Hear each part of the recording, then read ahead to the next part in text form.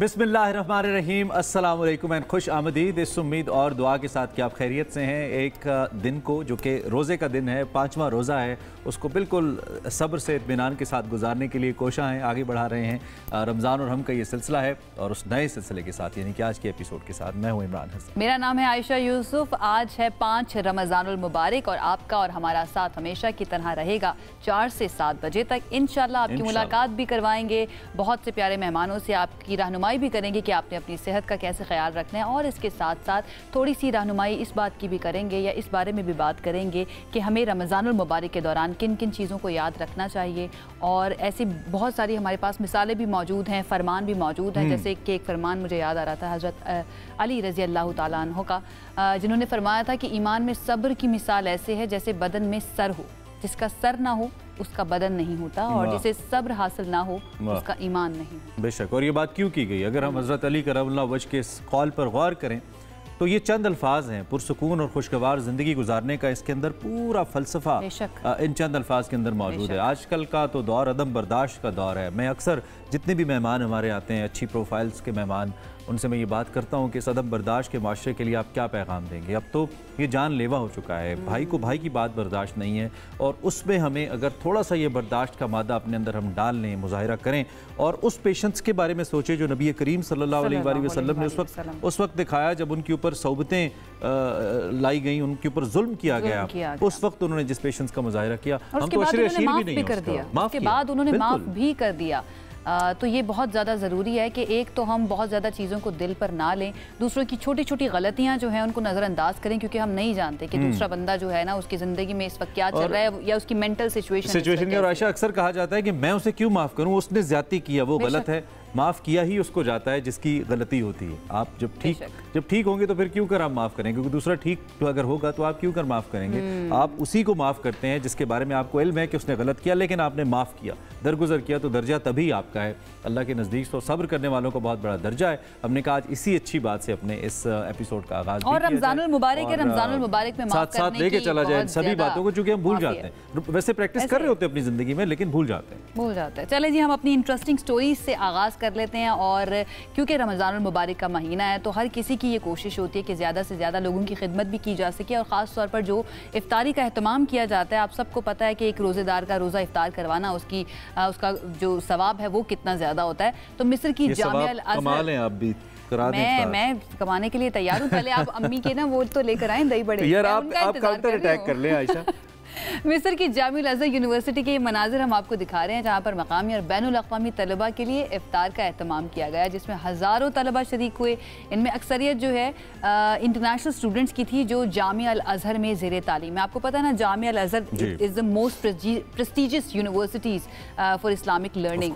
तो यहाँ पर बहुत ज़्यादा लोग आते हैं, बहुत ज़्यादा तालिब इल्म पूरी दुनिया से आते हैं यहाँ पर इस्लामी तालीमात हासिल करने के लिए। तो 5000 से ज़ायद तलबा और तालिबात के लिए यहाँ पर एहतमाम किया जाता है हर रोज़ाना। ये बहुत बड़ा नंबर है। ये सिलसिला पिछले तकरीबन कहना चाहिए 4 साल से शुरू किया गया और जारी है। तो उसके मनाजिर बड़े क्या कहना चाहिए, हमें दिल फरेब लगे, तो हमने कहा हम आपको दिखाते हैं। आगे बढ़ते हैं, कुछ साइंटिफिक मामलात का जिक्र करते हैं। चीन रुक के नहीं दे रहा है। एक AI क्या आया, चैट GPT क्या आया, चीन ने तो ढेर लगा दिया डीप सी के बाद। अब जो चाइनीज साइंटिस्ट हैं वो रुक नहीं रहे हैं। उन्होंने सुपर कंप्यूटर से 10,000 खरब गुना 10,000 trillion times more faster quantum computer तैयार किया है। ये जो चाइनीज साइंटिस्ट हैं उनका ये दावा है कि ये नया prototype super conducting quantum computer है और ये मुख्तलिफ प्रोसेसर्स के जरिए बिल्कुल नए दौर की एक बुनियाद रख देगा। University of science and technology of China USTC के जो ये बताएं, उड़ने वाली गाड़ियां आ जाएंगी या नहीं इसके बाद? ये तो पीछे रह गई बात, उड़ रही है। अब क्या उड़ना शुरू हो जाएगा? अब आप नॉट श्योर, फ्लाइंग होम्स आ जाएंगे क्या? लेकिन जो क्वांटम कंप्यूटर है ना, ये इस वक्त जितने भी दस्तयाब तरीन कंप्यूटर्स हैं, दस्तयाब हैं, उनमें से तेज तरीन है, नॉट दस्तयाब तरीन, उनमें से तेज तरीन। अच्छा, इनका करेंगे क्या, मुझे ये तो बताएं ना। इतने तेज कंप्यूटर आने के बाद मतलब सोचने से पहले आपको पता चल जाएगा कि आप क्या करना चाह रहे हैं। आप ये देखिए, इसकी यही तेजी है कि हम सोच नहीं पा रहे कि करेगा क्या, है ना। This is what you call the innovation. बहरहाल हम देखते हैं ह्यूमन माइंड से आगे की चीज बन रही है। इंडिया की जो इसमें जो 2 बहनें हैं जिनको ड्रोन सिस्टर्स का नाम दिया जा रहा है, उन्होंने पकड़ लिया इस मामले को। उन्होंने ड्रोन बना लिया। अच्छा, वो ड्रोन दीदी, वो जो अच्छा ड्रोन दीदी जो खेतों में ड्रोन के जरिए फसलों पर कीड़े मार दवाएं और उसके साथ साथ जो खाद होती है ना, फर्टिलाइजर्स होते हैं, उनका स्प्रे करता है। और इससे जो किसान होता है उसका काम बहुत ज़्यादा आसान हो गया और बहुत ज़्यादा इफेक्टिव भी हो गया ये मामला। और हुकूमत ने ड्रोन दीदी के नाम से एक प्रोजेक्ट शुरू कर दिया जिसमें देखिए ख़वातीन को एग्रीकल्चरल ड्रोन पायलट बनने की तरबियत दी जा रही है। सिर्फ थोड़ा सा इंडियन गवर्नमेंट की और इंडियन आवाम की तरजीहात चेक करें। मैं आज एक डॉक्यूमेंट्री देखी है जिसमें उन्होंने दुनिया का सबसे बड़ा वाइल्ड लाइफ रिसर्च सेंटर बनाया है भारत के अंदर, जो तकरीबन 3500 एकड़ के रकबे के, दुनिया का सबसे बड़ा है। हमें बताएं, हम भी देखें क्या नाम है। यही नाम है, वंतरा उसका नाम है। आप अगर उसको सर्च करेंगे आपको मिल जाएगा। This is the world's biggest wild life research centre, जो कि इंडिया ने इनॉग्रेट किया, जिसमें कल नरेंद्र मोदी गए हुए थे, उनके प्राइम मिनिस्टर। और फिर आप ये देखिए कि यहाँ पे नए तरीके एग्रीकल्चर के लिए इस्तेमाल हो रहे हैं। I think we are suppose to look at ourself कि हम इसमें क्या कर रहे हैं, क्योंकि हमारा ही रीजन है, हमारे ही पड़ोसी हैं, हम क्यों नहीं तरक्की कर पा रहे हो सके। So is China and India बहुत फास्ट जा रहे हैं। खैर, अब आपको अमेरिका ले चलते हैं, जो कि क्लेम करते हैं कि वो दुनिया में सबसे आगे। उनकी एक बायो इंजीनियरिंग कंपनी है, उसने ऊन वाले चूहे ऐसे हैं कि उनकी बॉडी के ऊपर ऊन है, वो चूहे तख्लीक कर लिए हैं। ये बड़ी ज़बरदस्त इनोवेशन है, आंखें खोल देने वाली। चूंकि रिसर्च कर रहे थे वो एक ऐसी मखलूक पे जो मादूम हो चुकी है, उसको दोबारा दुनिया में लाने के लिए, तो वो करते करते चूहे उसमें से तख्लीक हो गए। और ये बड़ी इंटरेस्टिंग बात है। देखो अच्छा जी, ऊन वाले भी मादूम हो गए थे, ये इनको दोबारा से रेजरेक्ट किया है। हम ये कैसे रेजरेक्शन के ऊपर हम बड़ी फिल्म्स देखते हैं ना, ये इन्होंने फाइनली असल में रेजरेक्ट कर दिया इन चूहों को। ये ऊन वाले चूहे इनको कहा जाता है। वूली मैमथ एक कदीम हाथी जैसा जानवर था जिसके जिस्म पर घने बाल हुआ करते थे और ये बर्फानी दौर में पाए जाते थे।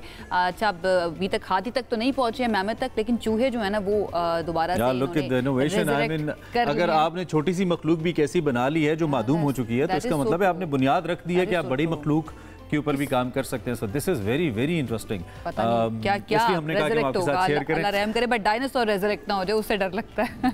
हो भी सकता है। अच्छा जी, खैर आपको बताते हैं कि free and fair election network यानी कि फैफिन की 2025 की रिपोर्ट जो है वो सामने आ गई है, शाया कर दी गई है उनकी जानिब से। फैफिन ने विफाक के मुकाबले में, अब ये बड़ा इंटरेस्टिंग है, विफाक के मुकाबले में पंजाब की हुकूमत को उन्होंने शफाफ फंसे हैं ना, फैफिन जो है ना वो पंजाब में इदारों के हवाले से मुतमईन नजर आता है। जो कारकर्दगी की शफाफियत है उसकी सतह पर उन्होंने एक रिपोर्ट पेश की है और इस रिपोर्ट में 253 जो सरकारी इदारे हैं उनका तज्जिया किया गया है। इस रिपोर्ट में ये कहा गया है कि जो पंजाब सेक्रेटेरिएट है इसके 43 महकमे, 27 मुंसलिक महकमे, 147 खुद मुख्तार इदारे, 23 सरकारी कंपनीज और 13 इदारे ऐसे हैं जिनका जायजा लिया गया है। और इस रिपोर्ट के मुताबिक जो विफाकी वजारतें औसतन 42% मुआवनत का इंकशाफ, यहाँ पे मालूमात का इंकशाफ कर रही हैं। और पंजाब हुकूमत की शफाफियत की सतह पर जो विफाकी हुकूमत को अगर हम एक तकाबली जायजा लें तो वो बेहतर है। Punjab government is better than federal government. अच्छा, मैं ये जरा जानना चाहूंगी और हमारे साथ हमारे मेहमान भी होंगे, उनसे भी जानेंगे कि ये जायजा लिया किस तरह से गया है, सैंपल क्या है, या फिर खुद क्या इन इदारों में जाकर फैफिन के नुमाइंदे जो है गए हैं वहाँ पर जाकर देखा, या फिर ये सिर्फ पीपल्स परसेप्शन के ऊपर एक रिपोर्ट शाया की गई है। हमारे साथ मौजूद हैं सीनियर मैनेजर फैफिन शहजाद अनवर साहब हमारे साथ मौजूद हैं, उनसे ज़रा जान लेते हैं इसके बारे में। Shahzad, thank you so much हमें ज्वाइन करने के लिए, आपको वेलकम करते हैं अपनी इस रमज़ान ट्रांसमिशन के अंदर। सबसे पहले तो अगेन यही मेरा सवाल कि ये जो जायज़ा लिया गया है इसके बारे में बताएं, किस तरह से लिया गया है, एंड अगेन विफाक से ज़्यादा पंजाब की शफाफियत, इसके बारे में बताएं। जी बहुत शुक्रिया जी, आपने मौका दिया इस प्रोग्राम में हमारा जो काम है उसको प्रेजेंट करने का। ये बुनियादी तौर पर बेस करती है रिपोर्ट जो राइट टू इंफॉर्मेशन का फंडामेंटल राइट है लोगों का, जो कि हमारे कॉन्स्टिट्यूशन में 19A जो कॉन्स्टिट्यूशन का सेक्शन है उसमें मेंशन है कि कोई भी शहरी जो है उसको पब्लिक जो इंफॉर्मेशन है, जो इदारे हैं उन तक जितनी भी उनकी मालूमात है उन तक रसाई है, subject to the rules and regulation और जो उनके कवानीन हैं उसकी हदूदों के यूज में रहते हुए। अब इस 19A को शामिल किया गया था 18वीं तरमीम में, कॉन्स्टिट्यूशन का हिस्सा बनाया गया था। उसके बाद चूँकि हमारे डेवोल्यूशन का एक प्रोसेस था और उसमें पंजाब ने अपनी लेजिस्लेशन की है 2013 में, यानी कि इस अमेंडमेंट के कॉन्स्टिट्यूशन अमेंडमेंट के 3 साल के बाद। अब उस लॉ को बेस बनाते हुए कि जो पंजाब के शहरी हैं, जो पाकिस्तान के शहरी हैं, वो पंजाब के जो right to information transparency and right to information act 2013 है उसके तहत कोई भी शहरी किसी भी इदारे से मालूमात हासिल कर सकता है। उसी कानून में एक सेक्शन 4 भी है जिसमें ये मेंशन किया गया कि कुछ इंफॉर्मेशन ऐसी है जो इदारों ने खुद प्रोएक्टिवली जो है उसको डिस्क्लोज करना है। अच्छा। ठीक है। तो शहजाद, अब ये भी यहाँ पे एक सवाल फिर बनता है कि क्या मालूमात की दस्तयाबी को हम शफाफियत का मेयार कह सकते हैं? एग्जैक्टली जी बिल्कुल, जी बिल्कुल। जितनी, क्योंकि इस लॉ का जो अगर आप प्रीएम्बल पढ़ें तो उसमें भी यही बात लिखी है कि इस लॉ को इसलिए इनेक्ट किया जा रहा है कि लोगों की, पहली बात तो ये है कि लोगों की एक्सेस टू इंफॉर्मेशन बढ़े, ठीक है, जो उनका फंडामेंटल राइट है। और दूसरा ये कि लोग उन इदारों को अकाउंटेबल कर सकें जो कि पब्लिक मनी से, जो पब्लिक टैक्स से जिनको रन किया जा रहा है। तो ये दो पर्पस उसमें बड़े प्रोमिनेंट लिखे हुए हैं प्रेम्बल में, अगर आप उसको खोल के देखें। अब हम वापस आ जाते हैं जो पहले हम बात कर रहे थे सेक्शन 4 की, कि उसमें एक ऑब्लिगेशन है पब्लिक इंस्टीट्यूशंस के ऊपर। जब मैं पब्लिक इंस्टीट्यूशन की बात करता हूँ उसमें तमाम जो आपने इंट्रो में बताए, secretariat department, tax department, companies, autonomous bodies, वो तमाम उसमें स्पेशल इंस्टीट्यूशन वो सारे शामिल हैं। वो तमाम पब्लिक बॉडीज की डेफिनेशन में आ जाते हैं। तो अब उनको लॉ कहता है कि इनके ऊपर मैंडेटरी है कि इन्होंने कुछ इन्फॉर्मेशन जो है वो पब्लिक करनी है खुद से, ठीक है, उसमें किसी के पूछने की जरूरत नहीं है। वो इन्फॉर्मेशन कौन कौन सी है, वो बड़ी क्रिटिकल इन्फॉर्मेशन है। उसमें है कि ये पब्लिक बॉडीज जो हैं इनका काम क्या है, यानी कि इनका बेसिक स्ट्रक्चर क्या है, इनके फंक्शंस क्या हैं, इनकी ड्यूटीज क्या हैं, वो पता होना चाहिए लोगों को। नंबर 2, जो लोग जो काम करते हैं ऑफिशियल, जहाँ पे पर्सनल हैं, वो कौन हैं और उनके ओहदे क्या हैं और वो कितनी पर्क्स एंड प्रिविलेजेस ले रहे हैं। अच्छा। फिर एक कैटेगरी है कि जो इस पब्लिक बॉडी के पास कौन कौन सी इंफॉर्मेशन ये रिटेन करते हैं, इनके पास कौन सी इंफॉर्मेशन होती है, इसको भी आपने डिस्क्लोज करना ताकि लोगों के लिए आसानी हो। मिसाल के तौर पे एक इरिगेशन का डिपार्टमेंट है, अब एक आम शहरी को इस बात का नहीं पता कि उसके सर्विसेज कौन सी हैं, उसके फंक्शंस कौन से हैं। जब वो खुद डिस्क्लोज करेगा तो लोगों को पता होगा कि इस महकमे से। शहजाद, आम लोग जब इन इदारों की तरफ देखते हैं या गवर्नमेंट की तरफ देखते हैं तो वो कहते हैं, वो शफाफियत को इस मामले में लेते हैं। सबसे पहला पॉइंट जो आता है कि करप्शन तो नहीं हो रही है। तो क्या ये जो आपके पास इंफॉर्मेशन है या एक्सेस टू इंफॉर्मेशन था, क्या ऑडिटर्स की रिपोर्ट्स भी इसके अंदर शामिल थी कि इदारा काम किस तरह से कर रहा है और अभी तक क्या क्या कुछ हुआ है वहाँ पर? अच्छा, इसमें जो हमारा एम्बिट ऑफ द इंफॉर्मेशन तक महदूद है, जिसको हमने ये चेक किया कि जो प्रोएक्टिव डिस्क्लोजर है, जो सेक्शन 4 है, हो रही है। जो हम 52% की बात हमने की है कि ऑन एवरेज 52% इंफॉर्मेशन को शेयर कर रहे हैं। इस तरह जो हमने फेडरल की बात की थी कि वो 42% कर रहे हैं। अच्छा, इस साथ वन क्विक आंसर, कौन से ऐसे इदारे हैं खासतौर पे विफाक में that you think they are supposed to share their information लेकिन वो उनकी इंफॉर्मेशन अवेलेबल नहीं है, उस पर काम होना चाहिए या हो सकता है? उसमें ये जो फेडरल वाली रिपोर्ट पे तो मैं आपको अभी फिलहाल नाम नहीं बता सकूंगा क्योंकि वो आप रिपोर्ट की डिटेल्स में देख लीजिएगा। पंजाब के मैं आपके साथ कुछ नाम शेयर कर सकता हूँ। जैसे उसको हमने कैटेगराइज किया है कि टॉप 5 जो हैं उसमें कौन कौन से इंस्टीट्यूशंस आते हैं जिन्होंने सबसे ज़्यादा इंफॉर्मेशन शेयर की है। अगर सेक्रेटेरिएट डिपार्टमेंट की बात करें तो उस कैटेगरी में ह्यूमन राइट्स डिपार्टमेंट है, इरिगेशन है, लाइव एंड डेयरी डेवलपमेंट है। ये तमाम जो हैं वो 85% की कैटेगरी में आ रही है, जिन्होंने 85% प्रोएक्टिव डिस्क्लोजर को लोगों तक। टाइम हमारे पास महदूद है। आपका बहुत शुक्रिया, आपने हमें ज्वाइन किया। शहजाद अनवर, सीनियर मैनेजर फाफिन, हमारे साथ मौजूद थे। फाफिन एक बड़ा क्रेडिबल इदारा है फ्री एंड फेयर इलेक्शंस को जो ओवरऑल मॉनिटर करता है, और उसकी ये रिपोर्ट है कि right to access to the information जो है, जो पब्लिक इंटरेस्ट की इंफॉर्मेशन है, उसमें Punjab is performing better than the federal government. मेरा सवाल ये है कि क्या इससे शफाफियत का अंदाजा लगाया जा सकता है कि कोई गवर्नमेंट किस तरह से उसका एक एलिमेंट जरूर है, not the whole thing but उसका एक एलिमेंट जरूर है कि इदारे कम से कम अपनी एक चीजें फैक्ट सामने रख रहे हैं। एक्सेस टू इंफॉर्मेशन आम लोगों के लिए है। बहरहाल जी, ये रिपोर्ट आई थी फाफिन की, हमने सोचा कि इसको आपके सामने रखें और इसके ऊपर थोड़ा सा तज्जिया भी ले लेते हैं।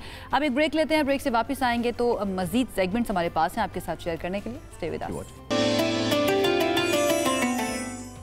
रमज़ान और हम में एक मरतबा फिर से आपको खुशामदीद कहते हैं। रमज़ानुल मुबारक जब आता है ना तो हमारे खाने पीने की आदत जो कि बेहतर होनी चाहिए वो मज़ीद थोड़ी सी ख़राब हो जाती है, मैं तो ये कहूँगी, और वो हमारी सेहत पर बहुत ज़्यादा असर डालती हैं। तो ये सेगमेंट हम आपके लिए लेकर आए हैं, ख़ास तौर पर रमज़ान के अंदर तिब्ब नबवी सल्लल्लाहु अलैहि वसल्लम से आप किस तरह से फ़ायदा उठा सकते हैं, अपनी सेहत को बेहतर कर सकते हैं, और वो कौन कौन सी चीज़ें हैं जो हमें रमज़ान के अंदर इस्तेमाल करनी चाहिए, जो हमारे लिए तवानाई का ज़रिया भी बनती है और उसके साथ साथ हमारे लिए सेहतमंद भी। सेहतमंद भी। आज हम जौ के दलिए पे बात करेंगे। रिकमेंडेड है तिब्बे नबवी को लेकर भी, नबी करीम सल्लल्लाहु अलैहि वसल्लम की पसंदीदा ग़िज़ाओं का भी हम अगर तस्करा करें तो उसमें भी ये शामिल है। और फिर आजकल की हमारी जो तेज़ तर ज़िंदगी है उसमें हम कैसे इसकी अफादियत से फ़ायदा अफादियत इससे ले सकते हैं। और फिर क्या ये बहुत सस्ती ग़िज़ा भी है, ये भी बहुत इंपॉर्टेंट है। थोड़ा सा मैं बताऊँ, अगर सस्ती है, सस्ती तो है। हाँ। आगा साहब से हम जानेंगे। आगा साहब, इसमें बहुत ज़्यादा होता है, गट हेल्थ के लिए बहुत अच्छी है, मेटाबॉलिज्म के लिए बहुत अच्छी है, मेरे बालों के लिए बहुत अच्छी है। ये मैंने क्योंकि खुद इस्तेमाल किया हुआ है। अच्छा। तो इसलिए मैं बता रही हूँ। ठीक कह रही हूँ मैं आगा साहब? बिल्कुल ठीक है, बिल्कुल ठीक कह रही हूँ। अब जो नहीं कह रही वो बता दें। वो बताएं। आपकी बातें तो बता दी उन्होंने। बात बुनियादी ये है कि जौ का दलिया हदीस मुबारका के हवाले से जो बहुत इम्पोर्टेंट बात है वो है हज़रत आयशा रज़ी अल्लाह तआला अन्हा की एक हदीस, जिसमें आपने फरमाया कि हमारे यहाँ कोई बीमार होता था तो सबसे पहले दलिया चढ़ा दिया जाता था। अच्छा। और उस वक्त तक उसे दिया जाता था जब तक कि अल्लाह का फैसला ना आ जाए, चाहे सेहत की सूरत में चाहे मौत की सूरत में। अल्लाह अकबर। ये इतनी इम्पोर्टेंट, इतनी रिलायबल डाइट है ये। राइट। अच्छा। दूसरी हदीस में नबी करीम सल्लल्लाहु अलैहि वसल्लम ने फरमाया कि जौ का दलिया इस्तेमाल किया करो, ये तुम्हारे दिल को गमों से इस तरह धो देता है जैसे कोई अपने चेहरे को धोकर अपना मैल कुचैल साफ कर लेता है। और इसकी क्या लॉजिक है, इसका क्या ताल्लुक? असल में जौ के दलिए में कुछ इंग्रेडिएंट्स ऐसे हैं जो आपके उन केमिकल्स की मैनेजमेंट को ठीक करते हैं, जैसे ऑक्सीटोसिन है, मेलाटोनिन है। अच्छा। मेंटल हेल्थ की बात हो रही है यहाँ पे। ओके। अच्छा, यहाँ पर एक चीज़ की वजाहत मैं ज़रूर चाहता हूँ कर दूँ कि बहुत सारे लोग जौ के दलिए को इस्तेमाल करते हैं, वो लोग भी जो ग्लूटेन एलर्जिक होते हैं। अच्छा। या लैक्टोज एलर्जिक होते हैं। जो ग्लूटेन एलर्जिक हैं उनको जौ का दलिया इस्तेमाल नहीं करना चाहिए, इसलिए कि जौ के दलिए में ग्लूटेन मौजूद है। अच्छा। अब अगर जो लोग लैक्टोज के एलर्जिक हैं वो लोग जौ का दलिया तो इस्तेमाल नहीं कर सकते हैं, लेकिन वो यखनी में इस्तेमाल कर सकते हैं, दूध में इस्तेमाल नहीं कर सकते। तो ये बड़ी इंपॉर्टेंट इंफॉर्मेशन है जो मैं चाहता हूँ कि लोगों तक पहुँचे। ऐसी भी तजवीज़ है कि सबके लिए एक मुनासिब वे में इसको इस्तेमाल कर लिया जाए या नहीं, जहाँ पे रिस्ट्रिक्शन है? जहाँ रिस्ट्रिक्शन है, जहाँ एलर्जी है, वहाँ कुछ नहीं कर सकते। अदरवाइज बहुत अच्छी ग़िज़ा है, ज़रूर इस्तेमाल करनी चाहिए, इसमें तमाम चीज़ें मौजूद हैं। बेहतरीन वक्त और बेहतरीन मिकदार क्या है जौ के दलिए के? बुनियादी तौर पर सुबह का नाश्ता। अच्छा। देखिए, जौ का दलिया उमूमी ग़िज़ा है, लेकिन एक मखसूस ग़िज़ा है, उसका नाम है तलबीना। ठीक है। यानी जौ के दलिए में अगर शहद और खजूर का इजाफा कर दिया जाए तो नबी सल्लल्लाहु अलैहि वसल्लम इसी तरह फरमाते थे। ओके। और तलबीना इस्तेमाल करने के हवाले से बहुत, यानी जो आजकल की नई हमारी जनरेशन की रिसर्च है वो ये कहती है कि तलबीना एक बेहतरीन ग़िज़ा होती है। सुबह के वक्त अगर आप खजूर का इस्तेमाल करें, सुबह के वक्त आप अगर शहद का इस्तेमाल करें, वो लोग जो ऑफिस गोइंग हैं उनके पास टाइम नहीं होता तो वो रात को उबाल कर रख दें, सुबह सिर्फ शहद और खजूर ऐड करके उसमें सुबह नाश्ते के तौर पर दलिया ले लें, तो ये बेहतरीन ग़िज़ा हो सकती है। आगा साहब, आजकल मैं देख रही होती हूँ अक्सर ग्रोसरी स्टोर में तलबीना के नाम से अलग पैकेट्स पड़े होते हैं, जौ का दलिया के नाम से अलग पैकेट्स पड़े होते हैं। तो जौ के दलिए में अगर हम हनी और सिर्फ खजूर डाल लें तो वो तलबीना ही बन जाएगा। एग्जैक्टली। तो वो हमें अलग से लेने की ज़रूरत नहीं। जो तलबीना मार्केट में आजकल आ रहा है उसमें ड्राई फ्रूट्स एडेड हैं। ओके। अच्छा। तो ड्राई फ्रूट्स कैसे एडेड हैं ये डिपेंड करता है। ठीक है। अच्छा, कुछ लोगों को मैंने देखा कि तलबीना में उन्होंने किशमिश का इजाफा किया हुआ है, और किशमिश भी वो जिसमें बीज है। अच्छा। तो वो खाने में बड़ा मुश्किल हो जाता है। अच्छा, अलबत्ता अगर हम हेल्दी नाश्ते की बात कर रहे हैं तो जौ का दलिया, उसमें खजूर, उसमें शहद, अब उसमें एडिशनल हम तमाम चीज़ें डाल सकते हैं, उसमें बादाम डाल सकते हैं, ख़ास तौर से स्कूल जाने वाले बच्चों के लिए बादाम और अखरोट का इजाफा कर सकते हैं, उसमें विटामिन B6 भी आ जाएगा और बहुत सारे और इंग्रेडिएंट्स ऐसे आ जाएंगे। शीरख्वार बच्चों को भी दिया जाता है। शीरख्वार में आप ये देख लीजिए कि कम से कम 1.5 साल उम्र होनी चाहिए। कितनी उम्र होनी? 1.5 साल। 1.5 साल। 1.5 साल से पहले कहते हैं ना कि वो ठोस ग़िज़ा जब पहली देना शुरू करते हैं तो ये बड़ा अच्छा है बच्चों के लिए। बिल्कुल ऐसे ही है, और सूजी के मुकाबले में दलिया ज़्यादा बेहतर है। ये ज़्यादा इफेक्टिव है। कॉलर है आहद फैसलाबाद से। आहद, आवाज़ आ रही है आपको? नहीं यार, कॉल ड्रॉप हो गया। सॉरी यार, दोबारा कर लें, हम आपको कनेक्ट करते हैं। अच्छा, वही वजन के हवाले से मेरा वजन जो है, क्योंकि मैंने खुद इसको इस्तेमाल किया हुआ है और मैंने वजन कम किया हुआ है, उसके बारे में बताएं क्या, कौन सा तरीका बेहतरीन रहेगा अगर आप इस जौ के दलिए को इस्तेमाल करना चाहते हैं वजन कम करने के लिए? एंटी टॉक्सिन क्योंकि यह है, लिहाजा सुबह नाश्ते में अगर जौ के दलिए ही से नाश्ता किया जाए तो ये न सिर्फ ये कि हमारी बॉडी को बेहतर करता है, जिस्म के टॉक्सिन्स को निकालता है और हमारे जिस्म की मेंटेनेंस गट के हवाले से बेहतर करता है। अगर गट हेल्थ बेहतर हो गई तो आप समझेंगे सब कुछ ठीक हो गया, मेटाबॉलिज्म भी बेहतर। तो ये क्वालिटी जो मार्केट के अंदर अवेलेबल है मुख्तलिफ टाइप की, कुछ डब्बों के अंदर है, कुछ पैकेट्स के अंदर है। पैकेट्स वाला थोड़ा सस्ता मिल जाता है, डब्बों वाला थोड़ा महंगा मिलता है, तो क्वालिटी इज द सेम या फिर फर्क है उसमें भी? कैसे इंतखाब करें? 3 चीज़ें। पहली चीज़ तो ये कि कुछ जौ का दलिया ऐसा है जो चक्की पर मिलता है, ठीक है, वो करते ये हैं कि जौ को मोटा मोटा पीस लेते हैं। जो पैकेटों में आता है उसमें कहीं ना कहीं जो हेल्थ है उसको कंप्रोमाइज, इसलिए मैं कहता हूँ कि वो शेल्फ लाइफ को बढ़ाने के लिए कोई ना कोई केमिकल ऐड करते हैं, प्रिजर्वेटिव ऐड करते हैं। जो डब्बे वाला है वो 100% केमिकल इंड्यूस्ड है, ठीक है। तो जो बिल्कुल सादा है वो कंपैरेटिवली बेहतर है, उससे कंपैरेटिवली अगर आसानी देखें तो डब्बे वाला है, ठीक है, कोई भी ले लें। लेकिन ये कि अपनी अफादियत को बरकरार रखने के लिए अगर उसमें कुछ चीज़ों का इजाफा कर दें तो बेहतर है। मैंने अर्ज़ की बादाम, मैंने अर्ज़ की अखरोट। यहाँ पर एक चीज़ और वो है हमारे फ्लैक्स सीड, अलसी के बीज। अगर अलसी के बीज को खुश्क तवे पर भूनकर ग्राइंड करके ऊपर इसको ऐड कर दिया जाए सुबह नाश्ते में, तो उन लोगों के लिए जिनका कोलेस्ट्रॉल लेवल बढ़ा हुआ होता है वो कोलेस्ट्रॉल लेवल को कम कर सकते हैं। अच्छा, वो ब्लड प्रेशर को कम कर सकते हैं। अगर इन तमाम चीज़ों को ऐड कर दिया जाए तो ये बहुत अच्छी चीज़ बन जाएगी। क्या ये मुकम्मल ग़िज़ा है? कह सकते हैं। दूध में बनाया हुआ जौ का दलिया मुकम्मल ग़िज़ा है, और अगर उसमें शहद और खजूर का इजाफा कर लिया जाए तो वो इलेक्ट्रोलाइट्स के हवाले से भी बहुत अच्छा है, गट हेल्थ के लिए भी बहुत अच्छा है। इससे कॉन्स्टिपेशन नहीं होगा, इससे आपकी गट हेल्थ बेहतर होगी, इससे आपकी मेंटल हेल्थ बेहतर होगी। अगर मेंटल हेल्थ बेहतर होगी तो बाल खुद ब खुद बेहतर होंगे। और एक बात, बालों के हवाले से ख़वातीन का हमेशा सवाल होता है। मैं एक बात कहना चाहता हूँ, वो लोग जो हार्मोन से भरी हुई चिकन खाते हैं, जिनके मैनेजमेंट ऑफ हार्मोन ये लड़कियों का ठीक नहीं है, उनके बाल कैसे ठीक रहेंगे? क्या करें फिर? देसी मुर्गी खाएं? मेंटल हेल्थ, देसी मुर्गी भी तो नहीं मिलती ना। मुसीबत ये है कि देसी मुर्गी के अपने हार्मोन्स खराब हैं, अब मिल नहीं, जो मिल रही है वो भी खराब है।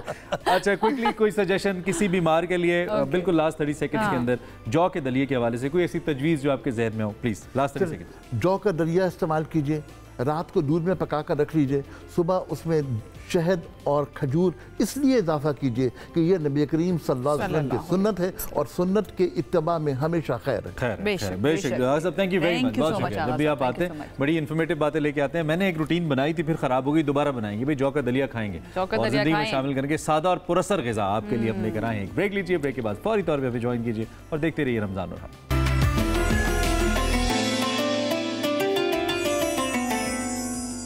Back once again. मज़ेदार पकवान का ये सेगमेंट, और इस सेगमेंट के लिए हमें ज्वाइन करती हैं हमारी शेफ़ वजीहा सईद, लेकिन वो यहाँ पर नहीं होती, as you all know, Karachi से हमें ज्वाइन करती हैं। तो उन्हीं के पास चलते हैं सीधा और उनसे पूछते हैं कि आज हमारे अफ्तार दस्तरखान के लिए क्या नया बनने जा रहा है। वजीहा, अस्सलाम वालेकुम, बताइए आज का क्या मेन्यू है? वालेकुम अस्सलाम आयशा, क्या हाल है, कैसी हैं आप? बिल्कुल ज़बरदस्त, ठीक ठाक। बिल्कुल, मैं भी अल्लाह का शुक्र बिल्कुल ठीक ठाक हूँ। आज मैं आप लोगों के लिए लेकर जो आई हूँ ना आयशा, वो एक बात जो ख़ास है कि हमें रमज़ान है, बहुत हम तली हुई चीज़ें खा रहे हैं, बहुत स्पाइसेस खा रहे हैं, तो आज हम बनाने जा रहे हैं सूजी का पिज़्ज़ा। इसमें मैदा नहीं है, हम सूजी से बना रहे हैं, जो बहुत हेल्दी होती है, आपको पता है। अच्छा, ओके, अच्छा, टेक्सचर वगैरह बिल्कुल, हम बेस जो बनाएंगे हम बिल्कुल पिज़्ज़े जैसा होगा। कोई हम टॉपिंग सारी पिज़्ज़े वाली करेंगे, सिर्फ हमारी जो बेस है वो मैदे से हट के हमारी सूजी की होगी। सूजी बहुत हेल्दी होती है, बहुत अच्छी होती है, और ये झटपट बनती है। ये इसका सब कुछ बताने से पहले मैं धोऊंगी हाथ, क्योंकि आपको पता है रमज़ान भी है और सफाई एक निस्फ़ ईमान है। हाथ धोना हमारे लिए बहुत ज़रूरी है हमेशा भी, ये नहीं कि सिर्फ रमज़ान में, आप नॉर्मली भी हाथ धोएँ लाइफ बॉय से। और लाइफ बॉय बहुत ही अच्छा एक साबुन है, आप ये बात जानते हैं कि जिससे हम हैंड वॉश से हैंड करेंगे, साफ़ करेंगे, बहुत फ़ायदे में रहेंगे। इसी तरह मैं पहले सामान निकालती हूँ, थोड़ा सा ये पैन पहले, ठीक है, और एक बाउल, सही है। अब मैं आपको पहले बताती हूँ पिज़्ज़े की इंग्रेडिएंट्स, ठीक है। मैं अब आपको बताती हूँ, ये मैंने सूजी लिए 1 कप। अब सूजी को फूलने में टाइम लगता है, सही है, तो मैंने इसके अंदर सिर्फ देखें कितना सा पानी डाल के छोड़ दिया कि ये गाढ़ी हो गई। अच्छा, इसे हमें थोड़ा लिक्विड करना है। ये देखिए कितनी थिक है, ठीक है। कितनी सूजी मैंने और कोई सामान इसमें अभी तक नहीं डाला। 1 कप, ठीक है। सिर्फ इतना डालना है कि एब्जॉर्ब हो जाए बस। ये देखें, क्योंकि इसने पी लिया है। सूजी हमेशा फूलती है, जो हमारी प्यारी प्यारी बहनें घर पे पकाती हैं उन्हें ये बात पता है कि सूजी फूलती है। अब इसमें हम ऐड करेंगे अंडा। पहले अंडा हम क्यों डालेंगे, अगर लाइनअप बता दें आप एक तो कि हम 1 कप सूजी ले रहे हैं और क्या क्या ले रहे हैं, लाइनअप बता दें और फिर साथ साथ इस्तेमाल करना शुरू कर दें। बस हमने इसमें हमने सूजी डालनी है, सही है। ये है बेकिंग पाउडर, ठीक है। हमने बेकिंग पाउडर या बेकिंग सोडा जो आपके घर हो वो ½ टीस्पून डालना है, ठीक है। नमक हस्बे जायका थोड़ा सा, बिल्कुल ठीक है। फिर मैंने इसमें डाला है अंडा। अब मैंने अंडा इसलिए डाल दिया पूरा, ठीक है। ये मैंने अंडा डाला। अब मैं इसे करूँगी मिक्स। अब मैं मिक्स करते ही इसका बैटर ये थोड़ा लिक्विडी हो जाएगा। अगर लिक्विडी नहीं हुआ तो मैं इसमें पानी ऐड करूँगी। डो बना रहे होते हैं तो उसके अंदर बड़ा टाइम लगता है। डो उसके अंदर हमें यीस्ट डालना होता है, खमीर डालना होता है, उसको फूलने का इंतजार करना पड़ता है। इसमें ये सब कुछ हमें नहीं करना पड़ेगा। नहीं, इसमें हमें ये नहीं करना पड़ेगा। इसमें हमारा क्योंकि हमारी सूजी है, सूजी को राइस नहीं करना। बेकिंग पाउडर हमने डाल दिया इसमें, तो हमें नीड नहीं है इसको, ठीक है। इसको सिर्फ मैं लिक्विडी थोड़ा सा कर लूँ क्योंकि सूजी थोड़ी वो हो जाती है, हाँ फूलती है, हार्ड होती है, ठीक है। फिर मैं इसको बनने रखूँगी। अच्छा, हमने पिज़्ज़ा सॉस बनाई हुई है पहले से, ठीक है, हमारे घर में होती है। कुछ भी नहीं करना पिज़्ज़ा सॉस में, सिर्फ हमें टमाटर पीसने हैं, प्याज पीसनी है, लहसुन अदरक, और उसको मतलब पकाना है। और नमक, लाल मिर्च, कुटी हुई मिर्च, जो आपको स्पाइसेस पसंद है। मैं तो नॉर्मली बनाती हूँ। पिज़्ज़ा सॉस मैंने इसके अंदर तकरीबन 1 कप के करीब पानी डाला। रेडीमेड भी मिल जाती है? रेडीमेड भी मिलती है मैं, लेकिन हाँ बिल्कुल बिल्कुल, मैं तो वैसे घर में बनाने की ज़्यादा वो करती हूँ कि घर में बनी हुई हो वो अच्छी होती है, वो ज़्यादा हेल्दी होती है, ठीक है।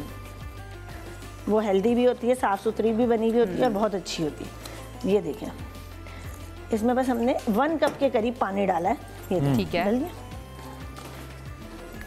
अब ये हमारा ये उस बैटर से तो बिल्कुल डिफरेंट है ना। ये तो बैटर बन गया। डो को तो हमें गूंदना पड़ता है, हाथ से नील करना पड़ता है उसको। उसी में तो टाइम लगता है, उसी में तो टाइम लगता है। हमें इसमें टाइम ही नहीं लगेगा। मतलब आपने बनाया, मतलब 10 मिनट बाद ये रेडी। अच्छा, मैंने पैन को ऑयल लगा लिया, ठीक है।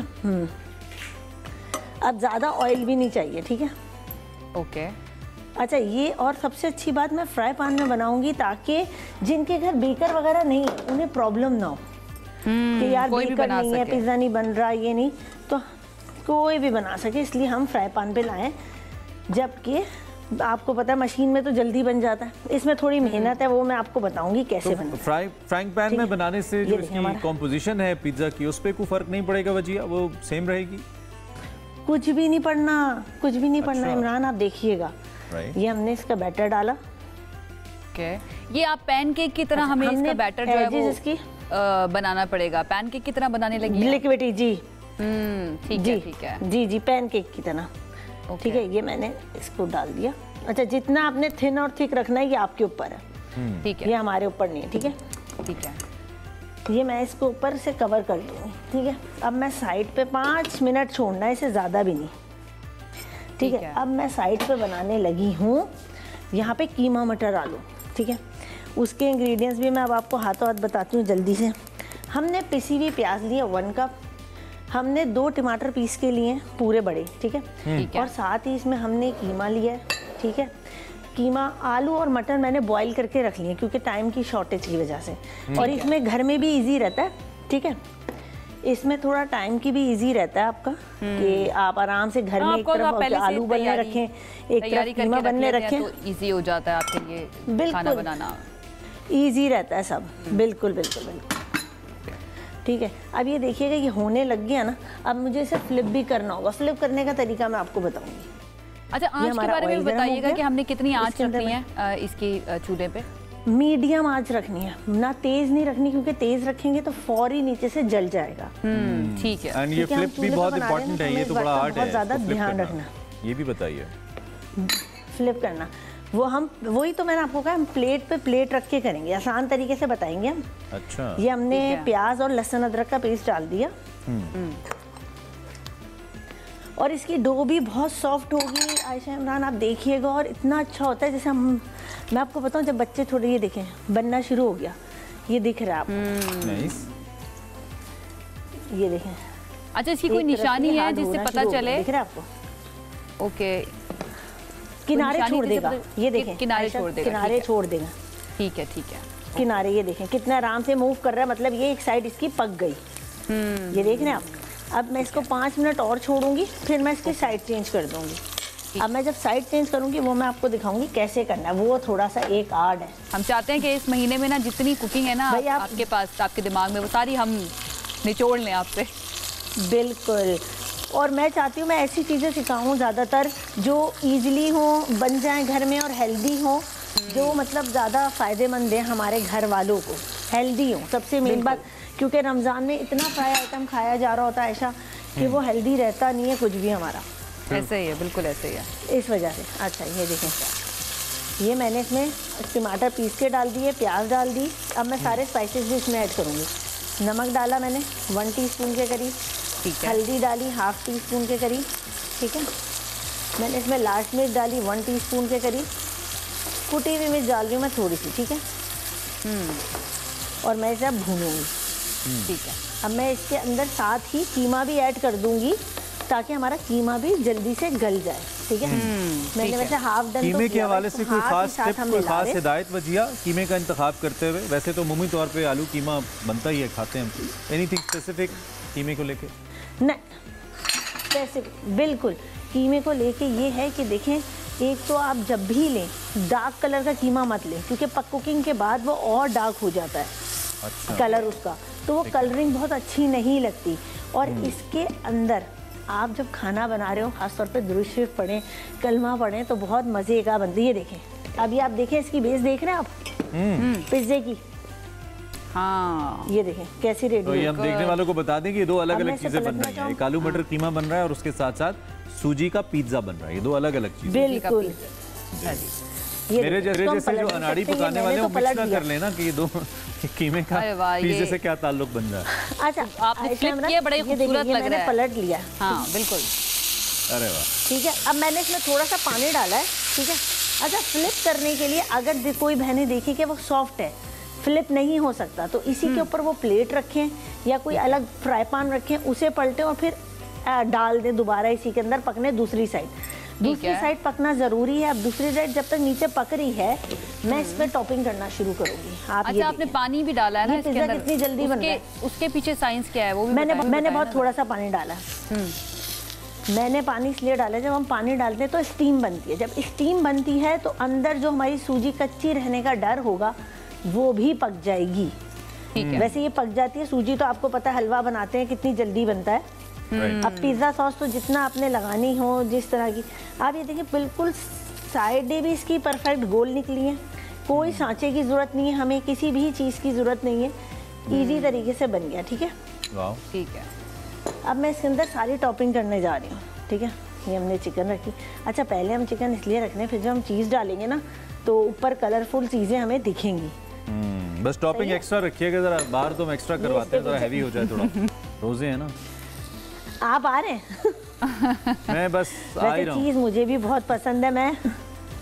मैं आ जाए, हम आपका इंतजार कर रहे हैं, वेलकम करने के लिए खड़े हैं। बस हम ये सारी डिशेस हमारे ख्यालों में सेव हो रही हैं। वैसे वाकई एक अफ्तारी आप हमारे साथ कर लें यहाँ पे। इंशाल्लाह। वजिया, बन गया होगा अभी तक तो ज़रा बता दीजिए, दिखा भी दीजिए कैसी जो है ना शक्ल हमें नजर आ रही है खाने की। बिल्कुल आयशा, हमारा पिज्ज़ा भी रेडी है और हमारा कीमा मटर आलू भी रेडी है। ये देखें। अरे वाह, ये तो असली लग रहा है। ये असली है। आपके ख्याल में प्लास्टिक तो पिज्जा ही होगा ना। अच्छा, इसे निकाल, हम नकली चीज़ थोड़ी रखेंगे। अब ये देखिए, इसे निकालना भी आसान है। देखिए, पिज्जे की ही तरह निकला है, कोई प्रॉब्लम नहीं हुई है कि भाई ये निकलेगा कैसे, टूट जाएगा। अब आप इसको कटिंग करें। अच्छा, जिनके पास छुरी है वो छुरी से कर सकते हैं, जिनके पास पिज़्ज़ा कटर है वो पिज़्ज़ा कटर से कर सकते हैं, ठीक है। अब मैं कटिंग करके सिर्फ इसलिए आपको दिखा रही हूँ कि आप लोग देख सको कि इसका स्लाइस भी आराम से आप उठा सकते हो। कोई टेंशन की बात नहीं है कि पिज्जे का स्लाइस हम नहीं उठा सकते। ये देखें, अरे वाह, सही है, कोई टूटा हुआ नहीं है, कोई सॉफ्ट नहीं है। आप साइडे से देख सकते हैं इसको। और सबसे अच्छी बात इसकी मुझे ये लगी है कि बना है, कोई माइक्रोवेव कोई जरूरत नहीं है, एक पैन के अंदर जो है सब कुछ बन सकता है। वजिया, ये बाहर से तो हम अगर खरीदें तो मेरे ख्याल में कोई 2000 से कम का नहीं होगा। कितनी कॉस्ट आई इसके ऊपर, इस पिज्जा के ऊपर? रफली बताइए हमें। इसके ऊपर आप समझ लें, सूजी तो बहुत सस्ती है, 100 रुपए की सूजी आप लेंगे, आधा किलो के करीब मिलेगी, और आधा किलो में आपके 2 पिज्ज़ा आराम से बन जाएंगे। आपको पता है 2 पिज्ज़ा आराम से बन जाएंगे। बस टॉपिंग है, आप जैसी मर्जी करें। आप अगर चिकन नहीं है, मैं तो कहती हूँ चिकन ना हो तो बच्चों को वेजीज डाल के दे दें। बच्चों को अगर बच्चे बड़ी नहीं ही खाते तो वो चॉप करके खा लें। चॉप करके डाल दें। मटर आलू कीमा जो है, इसमें कुछ स्पेसिफिक जो आप बताना चाहें, सिंस इट्स रेडी नाउ, कुछ कहना चाहें भाई? जी बिल्कुल बिल्कुल, ये बिल्कुल रेडी है। ठीक है, इसको जो है क्या नाम है, हम यहाँ से पहले से हटाते हैं। इसके अंदर जो ख़ास बात है, एक तो मसाले कम हमने डालें, ठीक है, और इसके अंदर अगर आप ऐड करना चाहें, मैंने ज़ीरा ऐड कर सकते हैं, उससे फ्लेवर चेंज हो जाता है, बहुत अच्छा लगता है कीमा मटर आलू का। और मैं कहूँगी ये सूजी का पिज़्ज़ा तो ज़रूर लाजमी ट्राई करें आप, क्योंकि ये बहुत हेल्दी है और बहुत अच्छा है। और आजकल हमारे बच्चों को पिज़्ज़ा खाने का शौक भी कितना, आपने देखा है घर में अफ्तारी में बनाए और झटपट बनता है, टाइम भी नहीं लगता। अच्छा, वन थिंग मोर भजिया, इसके अंदर रेडी हो जाता है। सूजी में और मैदे में जो इसका बेस बन रही है, उसमें टेस्ट में कोई फर्क है? आई मीन जब हम खा रहे हैं तो कितना डिफरेंस? बच्चे पकड़ तो नहीं लेंगे? कोई टेस्ट में फर्क नहीं होगा, नहीं बच्चे नहीं पकड़ पाएंगे। अगर जिसको किसी को क्रिस्पी पसंद है तो थिन क्रस्ट रख लें आप, एक मतलब नीचे जो आप लेयर लगा रहे हो सूजी की, वो आप पतली लगा दो। ठीक है, चलो जी कैमरामैन साहब जरा एक फाइनल लुक हमें दिखाइए ताकि हम साइज की रखी है क्लोज करें। जी भजिया बिल्कुल ठीक है, बहुत ही मजे का लग रहा है ये पिज्जा भी, सूजी का पिज्जा और आलू मटर कीमा भी जबरदस्त। भजिया थैंक यू वेरी मच, बहुत शुक्रिया एज यूजुअल, अच्छी recipes and different as well. अब एक ब्रेक लेते हैं, ब्रेक के बाद आपको ज्वाइन करते हैं। आप देख रहे हैं रमजान और हम।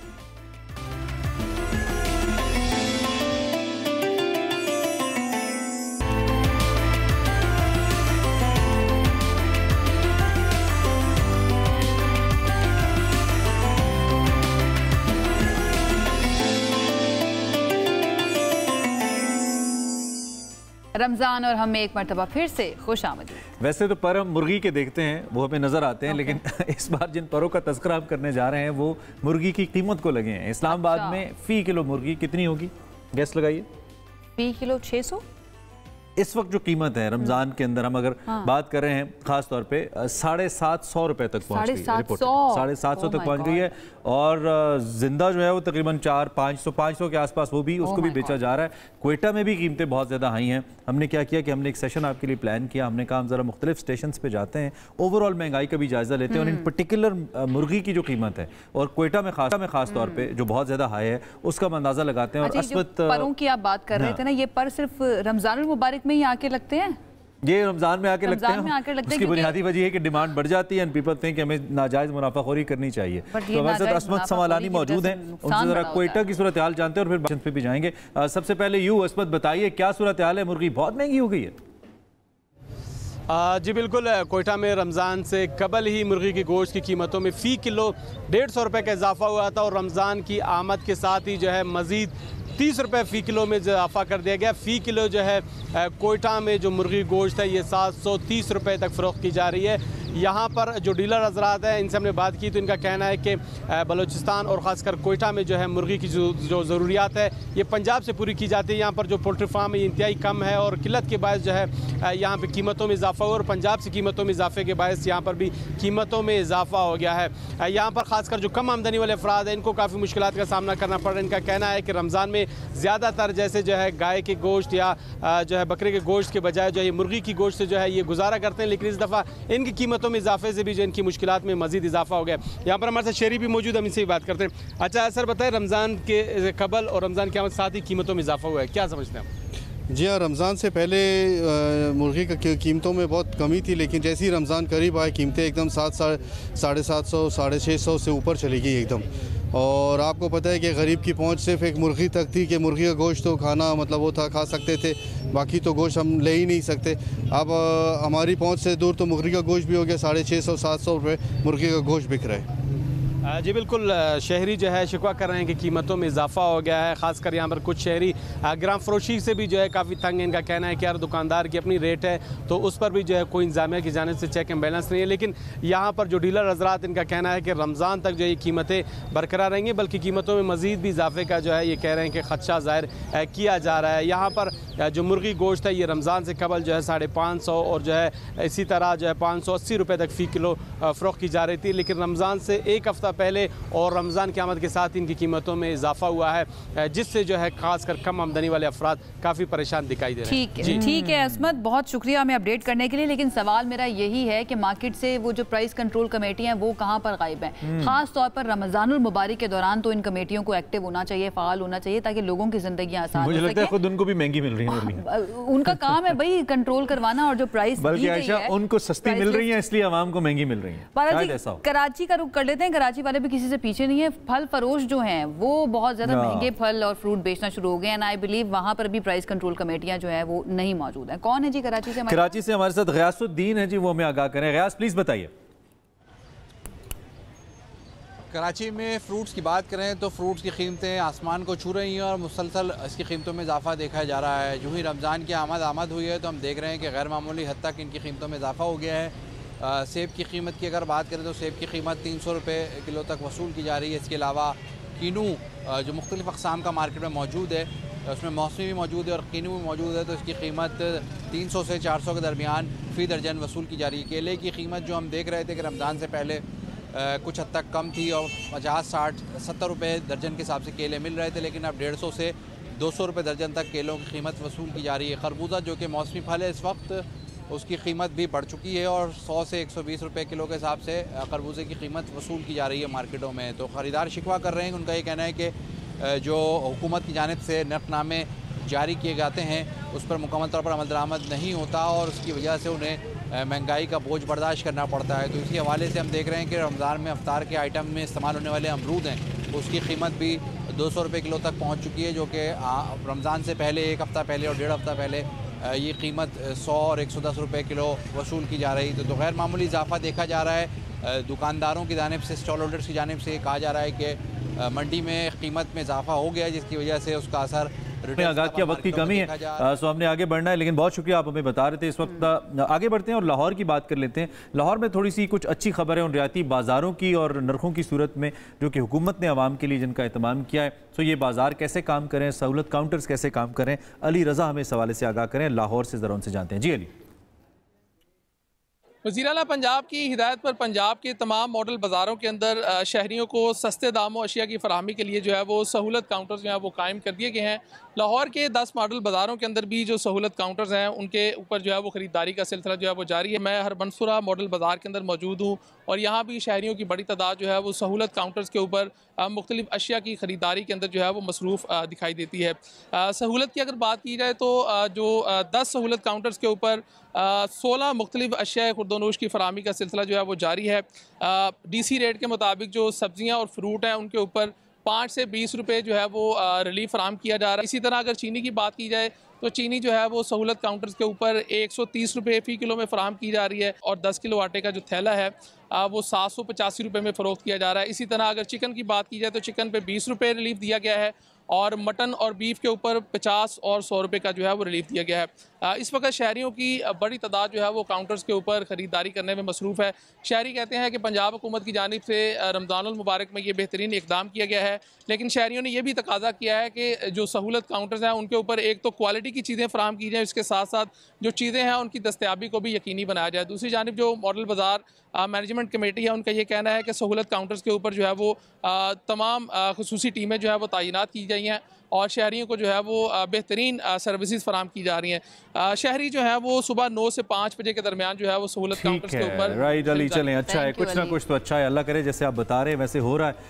हम ऑफ एंड ऑन कोशिश करते रहते हैं और ये याद दहानी भी होती है मुख्तलिफ हुकूमतों को कि आपने अपनी आवाम का ख्याल रखना है, क्योंकि रमज़ान में बहरहाल परचेजिंग पावर और कम हो जाती है क्योंकि डिमांड बढ़ जाती है, खर्चा बढ़ जाता है। एग्जैक्टली, ये बहुत ज़्यादा ज़रूरी भी है। और बाकी तमाम हुकूमतें जो है ना फिर ये मत कहें जब इलेक्शन हो कि इस गवर्नमेंट को अगर ज़्यादा वोट मिले तो अगर उन्होंने खिदमत किया तो उनको वोट मिले। आप लोग भी और प्लीज मुर्गी की कीमत को कंट्रोल करें डियर एडमिनिस्ट्रेशन। मतलब इतना तो फलों की आपने बड़ा अच्छा कहा कि वो प्राइस कंट्रोल कमेटीज कहाँ हैं, कहीं नजर नहीं आ रही। मेरे ख्याल में जितने भी वज़राए आला हैं उनको पूछना चाहिए DC साहिबान को कि आप क्यों नहीं प्राइस कंट्रोल कर रहे हैं। It's very important, very important. चलें जी आगे बढ़ जाते हैं और थोड़ा सा हम खेलों का जिक्र कर लेते हैं। वैसे तो हमने क्रिकेट का जिक्र किया और क्रिकेट के अंदर क्या क्या गलतियाँ हुई हैं, कोताहियाँ हुई हैं, उनका भी जिक्र करें। लेकिन एक वक्त था जब पाकिस्तान ने क्रिकेट में और हॉकी में दीगर खेलों में कामयाबी के झंडे गाड़े हुए हैं। क्या तो अभी तो गहरी उदासी छा गई ना थोड़ा सा हम जो है ना आगे बढ़ते हैं, लेकिन अभी क्रिकेट से आगे बढ़ जाते हैं। इस वक्त एक ऐसा खेल है जिसके अंदर हमारे नौजवान जो है मुसलसल आलमी सतह पर कामयाबियां समेट रहे हैं, तो देयर इज होप, हमें बहुत ज्यादा डिसअपॉइंट होने की जरूरत नहीं है। और वो कौन सा खेल है? वो खेल है स्क्रैबल का। 2006 में वर्ल्ड यूथ स्क्रैबल चैंपियनशिप के आगाज से लेकर अब तक इस खेल में सबसे ज्यादा फातिहीन पाकिस्तान से ताल्लुक रखते हैं और मौजूदा अंडर 14 चैंपियन भी एक पाकिस्तानी बच्चा है जिसकी उम्र है 13 साल और उसका नाम है बिलाल अशर। एग्जैक्टली। और इससे पहले अफान सलमान का आपको पता है, मुइजुल्लाह बेग, इनको तो मैं इनसे बात भी कर चुका हूँ। इन जैसे जो नौजवान हैं उन्होंने आलमी सतह पर पाकिस्तान का नाम रोशन किया है। अब तक 5 बार पाकिस्तानी नौजवान ऐसे हैं जिन मुकाबलों में फतहयाब हो चुके हैं और ये किसी भी मुल्क के पास सबसे बड़ा नंबर है, पाकिस्तान के पास है। ये सब कामयाबियां ओबियसली महज इत्तफाकिया नहीं है, बल्कि इसमें जो हमारी स्क्रैबल एसोसिएशन है उसकी मेहनत है, उसका एक पूरा लाइनअप है, एक फ्रेमवर्क है, पूरा ट्रेनिंग सेशंस हैं, वालिदैन की भरपूर हौसला अफजाई है। ये सब उसके बाद हुआ है। हमारे साथ पाकिस्तान स्क्रैबल एसोसिएशन के यूथ प्रोग्राम के तारिक परवेज़ इस वक्त मौजूद हैं। उनसे ज़रा पूछते हैं कि जी वेयर डू वी स्टैंड, क्या सूरत हाल है इस वक्त और हम कहाँ जा रहे हैं। Thank you very much Tariq साहब, बहुत शुक्रिया आपने हमें ज्वाइन किया। सबसे पहले मुबारकबाद दी। हाँ, मुबारकबाद, बिल्कुल आपको बहुत मुबारकबाद, यू डिजर्व इट जी। जो आलमी सतह पर इतनी कामयाबियां हमने हासिल की हैं, आपके ख्याल में इसकी क्या वजूहात हैं, आप कैसे एलेबरेट करेंगे हमारे सामने इसको? मेरे ख्याल में उसकी वजह यह है, एक तो हमारे यहाँ टैलेंट बहुत है, हमारे प्लेयर बहुत ज़हीन है। फिर पाकिस्तान स्क्रैबल एसोसिएशन ने एक बहुत ज़बरदस्त नेटवर्क बनाया हुआ है, एक इंफ्रास्ट्रक्चर बनाया हुआ है जिसमें हम बच्चों को ट्रेनिंग देते हैं और मुसलसल पूरा साल ट्रेन करते हैं। हम कुछ बच्चों को साल के स्टार्ट में पिक करते हैं, पूरा साल उनको ट्रेन करते हैं, फिर उसमें से टीम सेलेक्ट करते हैं जो भी 2-3 मरहले पे होती है। तो इतने टफ एनवायरनमेंट से जब वो निकल के आते हैं तो उनके लिए इंटरनेशनल लेवल पे खेलना इतना अजीब नहीं होता, क्योंकि डोमेस्टिकली उन्हें बहुत कंपटीशन मिल चुका होता है। ठीक है। अच्छा तारिक साहब, मैं ये जानना चाहिए थी कि सिस्टम क्या बना हुआ है, बच्चे किस तरह से जो है ना आते हैं और ट्रेनिंग यहाँ पर हासिल करते हैं? क्या आप लोग खुद सेलेक्ट करते हैं या फिर बच्चों को खुद से आना पड़ता है? इसके बारे में ज़रा बताएं। देखिए, हमारी एसोसिएशन तो पिछले 35 साल से ज़्यादा अरसे से एग्जिस्ट करती है। टूर्नामेंट्स होते रहते हैं, हर महीने रैंकिंग टूर्नामेंट होते हैं। लेकिन जो वर्ल्ड यूथ चैंपियनशिप है उसका तरीका ऐसा है कि साल के बिल्कुल शुरू में जनवरी-फरवरी में एक इंटर स्कूल टूर्नामेंट होता है जो कि सबके लिए ओपन होता है, जो आना चाहे आ सकता है। तकरीबन 2000 के करीब प्लेयर तो उसमें आते हैं। अच्छा। उसमें से टॉप 200 प्लेयर्स को हम पिक करते हैं बेस्ड ऑन देयर परफॉर्मेंस। फिर उन 200 प्लेयर्स को हम पूरा साल ट्रेनिंग करते हैं, फिर उनसे 2 मरहलों में एलिमिनेट करते करते टॉप 10 पिक करके वर्ल्ड चैंपियनशिप में लेके जाते हैं। ठीक है, बहुत ही जबरदस्त है। अच्छा, एक तो ये हमें मालूम है कि इसका ताल्लुक बराह रास्त जहानत से है। मेरे प्रोग्राम के मेरे अगले सवाल के 2 हिस्से हैं। एक तो ये कि थोड़ा सा हमारे बहुत से देखने वालों के लिए स्क्रैबल को एक्सप्लेन कर दीजिए, ये है क्या, क्योंकि बहुत से लोगों को नहीं पता, नंबर 1। और नंबर 2, चूंकि इसका बराह रास्त ताल्लुक जहानत से है तो इसमें फिर वालिदैन का किरदार तो बहुत कलीदी हो जाता है कि उन्होंने अपने बच्चे की ज़हनी तख्लीकी जो सलाहियतें हैं उनको कैसे निखारना है। इस पर भी रोशनी डालिए। ये देखें, स्क्रैबल एक वर्ड गेम है, तालीमी खेल है। देखने में बज़ाहिर ऐसे लगता है जैसे चेस का गेम है, उससे मिलता जुलता है, लेकिन इसमें वर्ड्स बनाने होते हैं, इंग्लिश के वर्ड्स बनाने होते हैं। एक स्क्रैबल का बोर्ड होता है 15 बाय 15 का, आपके पास 7 टाइल्स आपके रैक में होते हैं जिसपे बगैर देखे अपने टाइल निकालने हैं, उस पर जो भी अल्फाबेट लिखे हुए हैं उनसे मिला के आपको वर्ड बनाने होते हैं बेस्ड ऑन योर वोकैबुलरी। तो उसके साथ उसमें स्ट्रैटेजी भी इन्वॉल्व होती है। तो ये वोकैबुलरी का भी गेम है, स्ट्रैटेजी का भी और प्लानिंग का भी गेम है। और जैसे चेस सिर्फ प्लानिंग है और स्ट्रैटेजी है, लेकिन इसमें वोकैबुलरी भी है। और वालिदैन का डेफिनेटली इसमें बहुत अच्छा रोल है, और इवन टीचर्स का भी, क्योंकि ये उन चंद खेलों में से एक है जिसमें वालिदैन खुद अपने बच्चों को एनकरेज करते हैं कि खेलें, वरना कई खेल ऐसे हैं जिसमें वालिदैन अपने बच्चों को मना करते हैं कि पढ़ाई करें या ना करें। तारिक साहब, इसलिए पेरेंट्स तो कहते हैं कि जाएं खेलें। उसके वो जरूर कहते हैं, लेकिन इसका फायदा भी है बच्चों को। जो बच्चे स्क्रैबल खेलते हैं उनकी एकेडमिक्स। अच्छा, मैं ये अगला सवाल यही करने लगी थी तारिक साहब, एप्टीट्यूड बच्चों का है, बच्चों का रुझान इसमें है, आजकल के जो यंगस्टर्स हैं हमारे वो आ रहे हैं इसको ज्वाइन करने के लिए, बहुत सीखने के लिए? ठीक है, इतना ज्यादा है कि हमें कोप करना मुश्किल होता है। अच्छा, ठीक है। तो ऐसा क्या है जो हमारे बच्चों को बाकी बच्चों की निस्बत, चूँकि vocabulary, knowledge, connectivity with the different things वो तो बाकी ममालिक में भी हैं, तो ऐसा क्या है जो हमारे बच्चों को मुमताज़ करता है और पाकिस्तान के पास सबसे ज़्यादा टाइटल्स हैं इस गेम को लेकर? देखिए, उसकी एक वजह यह है कि हमने यहाँ पर उसका एक सिस्टम इतना ज़बरदस्त डेवलप किया हुआ है। जिस तरह आप कहते हैं ना डोमेस्टिक क्रिकेट कुछ मुल्कों की अच्छी है, उस तरह हमने अपना डोमेस्टिक इंफ्रास्ट्रक्चर इतना ज़बरदस्त सेटअप किया हुआ है कि बच्चों को पूरा साल कंपटीशन भी मिलता है, ट्रेनिंग भी मिलती है। हमारे जो सीनियर प्लेयर्स हैं वो वॉलंटियरली बच्चों को सिखाते हैं। वसीम खत्री बाकायदगी से कोचिंग करते हैं, आदि ब्रदर्स हैं, ये कोचिंग करते हैं। तो हमारे सीनियर प्लेयर अपने जूनियर को सिखाते रहते हैं और एक चेन चली आ रही है जो हमने कभी टूटने नहीं दी। ये जो बच्चे आज खेल रहे हैं, 1 साल 2 साल के बाद ये अपने से जूनियर्स को ट्रेन कर रहे होंगे। तो इसी तरह से अपनी एक्सपर्टीज अपने नए आने वालों को पास ऑन करते जाते हैं। तो हमारे पास एक टैलेंट का ऐसा सिलसिला है जो कि रुक नहीं रहा। बहुत अच्छी बात है, बहुत अच्छी बात है। लेकिन तारिक साहब, मेरा सवाल ये है कि 35 साल से ये एसोसिएशन काम कर रही है, इसके फ़रोग के लिए, स्क्रैबल के फ़रोग के लिए क्या किया जा रहा है? क्योंकि अनफॉर्चुनेटली जैसे इमरान भी कह रहे थे, बहुत ज़्यादा लोग स्क्रैबल को जानते ही नहीं है कि स्क्रैबल होता क्या है। तो लोगों तक पहुँचे कि ये खेल है क्या और किस तरह से इसको ज्वाइन किया जा सकता है, क्योंकि पाकिस्तान के पास अपेरेंटली बहुत ज़्यादा टैलेंट मौजूद है, बाकी खेलों की तरह लोग जाने। एग्जैक्टली जी, ये बात मैं जरूर ऐड कर दूं कि पाकिस्तान ने स्क्रैबल के खेल में जितने वर्ल्ड टाइटल जीते हैं पिछले 10-15 सालों में, किसी और खेल में नहीं जीते। यानी सबसे ज्यादा टाइटल पाकिस्तान ने स्क्रैबल में ही जीते हैं किसी और खेल के मुकाबले में। बदकिस्मती से हुकूमत की हमें कोई सरपरस्ती हासिल नहीं है, अभी तक किसी किस्म का कोई ताउन नहीं है। लेकिन हम उसके इंतजार में बैठे नहीं रहते, अपने तौर पर कोशिश जारी रखते हैं। पाकिस्तान स्क्रैबल एसोसिएशन अपनी मदद आपके तहत ये तमाम सिस्टम चला रही है और ना सिर्फ कराची बल्कि पाकिस्तान के 4 सूबों में हमारा नेटवर्क मौजूद है। वहाँ पे भी डेडिकेटेड प्लेयर्स हैं। It's all passion driven. वहाँ पे भी अमूमी तौर पे दूसरों को तारिक साहब, ये भी होता है कि कोई भी खेल खेलने के लिए वसाइल चाहिए होते हैं। एक बात तो हमें पता है कि अगर कोई स्टूडेंट किसी इंटरनेशनल कंपटीशन में जाएगा तो उसके लिए वसाइल चाहिए, उसकी बोर्डिंग, लॉजिंग, टिकटिंग सबके लिए। तो वो फिर कैसे होता है और हुकूमत से क्या तवक्को है आपकी, क्या होना चाहिए? फंड्स होने चाहिए, कोई एसोसिएशन बननी चाहिए, हाउ इट शुड वर्क? ये मेरा आखिरी सवाल है, प्लीज इसके जवाब दीजिए। ये एसोसिएशन तो मौजूद है और फंड्स खेलने के लिए इतने नहीं चाहिए होते हैं। स्क्रैबल बड़ा इनएक्सपेंसिव गेम है, लेकिन हाँ इंटरनेशनल टूर्नामेंट पे खेलने के लिए यकीनन अखराजात होते हैं। टूर्नामेंट कभी यूएसए में, कभी ऑस्ट्रेलिया में, कभी इंग्लैंड में। उसके लिए हुकूमत से हमें आज तक कोई मदद नहीं मिली है। हम दुआ कर सकते हैं, लेकिन तवक्कुआत हमें ज्यादा नहीं है। हमें कॉर्पोरेट सेक्टर से काफी सपोर्ट मिल जाती है। कोयटा ग्लैडिएटर्स बड़े सालों से सपोर्ट कर रहा है इस गेम को, और बाकी लोग दूसरे कॉर्पोरेट्स भी इसमें हिस्सा लेते रहते हैं और इसकी वजह से हमें स्पॉन्सरशिप मिल जाती है।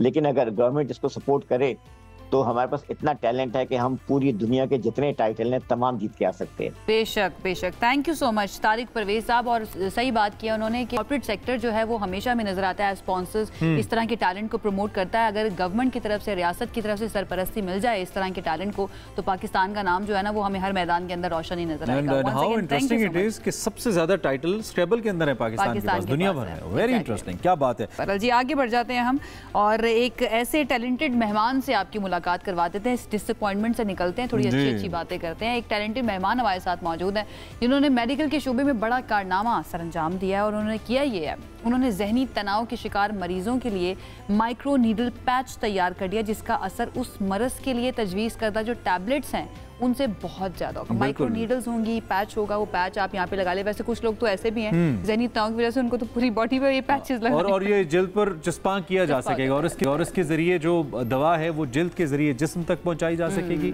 इस अमल की जो अफादियत है, ओरल जरिए से इस्तेमाल होने वाली जो दवाएं हैं उससे कहीं ज़्यादा रिपोर्टेडली है और उम्मीद अब ये जाहिर की जा रही है कि इससे जो मरीज़ हैं उनको जल्द इससे सेहतयाबी मिलेगी। हम एक ब्रेक लेते हैं, ब्रेक के बाद वापस आते हैं और कोशिश करते हैं कि इनसे आपकी बराह रास्त बात भी करवाएं। आप एक ब्रेक लीजिए और फौरी वापस।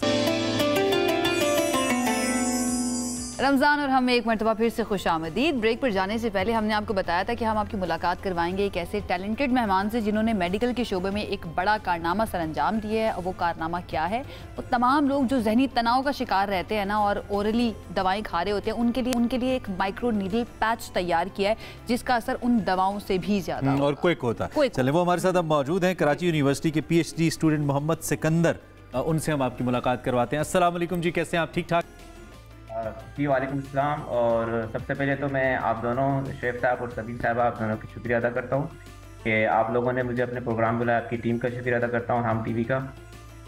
ठीक है, बहुत शुक्रिया, आप हमारे साथ मौजूद हैं। अच्छा सिकंदर, हमें क्विकली थोड़ा सा इस प्रोजेक्ट के हवाले से आप खुद बताइए क्या है एंड हाउ इट वर्क्स। अच्छा देखिए, ये जो बैक्यूटल पैचेस मैंने बनाए हुए हैं पेरोक्सिटीन के। पेरोक्सिटीन एक ऐसी दवाई है जिसको जो ओरल फॉर्म में मार्केट में अवेलेबल है और जिसको ना सिर्फ पाकिस्तान में बल्कि दुनिया भर में जो है डॉक्टर्स इसको प्रिस्क्राइब करते हैं पेशेंट्स को। लेकिन इसमें ओरल फॉर्म में दवाई लेने में कुछ मसले मसाइल हैं।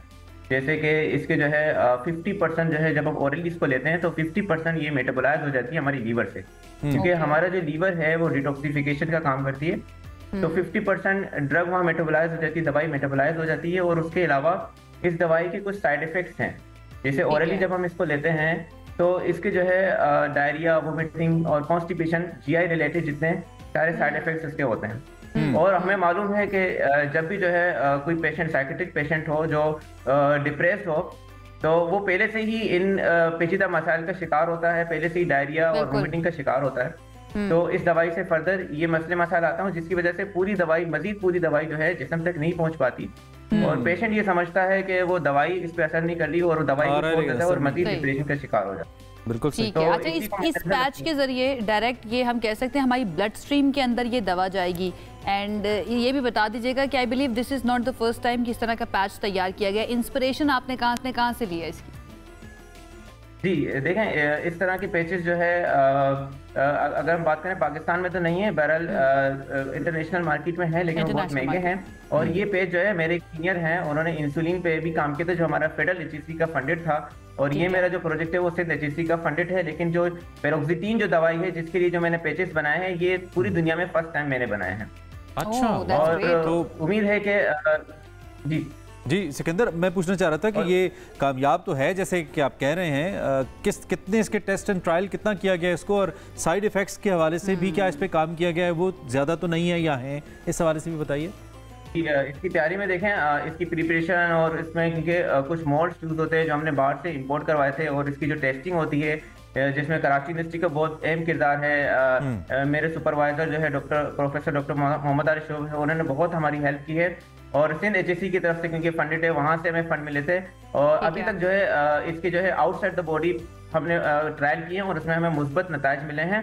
और करंटली जो है हम इसके inside the body animal testing कर रहे हैं, और इसके बाद इंशाल्लाह हम ह्यूमन पे स्टडी करेंगे और हमें उम्मीद है उसमें भी हमें अच्छे बेहतर नताइज मिलेंगे। अच्छा, और पेशेंट जो है जो साइड इफेक्ट, जो ओरल साइड इफेक्ट हैं वो जो है इसके लेने से रिमूव हो जाएंगे। और फर्दर जो है जो डोज है जो ओरली हम ले रहे हैं जो 50% मेटाबोलाइज होकर अगर लेट्स सपोज 10 mg सिकंदर ये जो है ये पैचेस अभी ट्रायल के फेज के अंदर है, ये बताएं ये ट्रायल्स के लिए कोई वक्त रखा गया है, कब तक मुकम्मल हो जाएंगे एंड देन कमर्शियली भी अवेलेबल हो सकते हैं? जैसे आप बता रहे थे इंटरनेशनली तो बहुत महंगे हैं, यहाँ पर फिर प्राइस क्या होगी, आम लोग अफोर्ड कर पाएंगे इसको?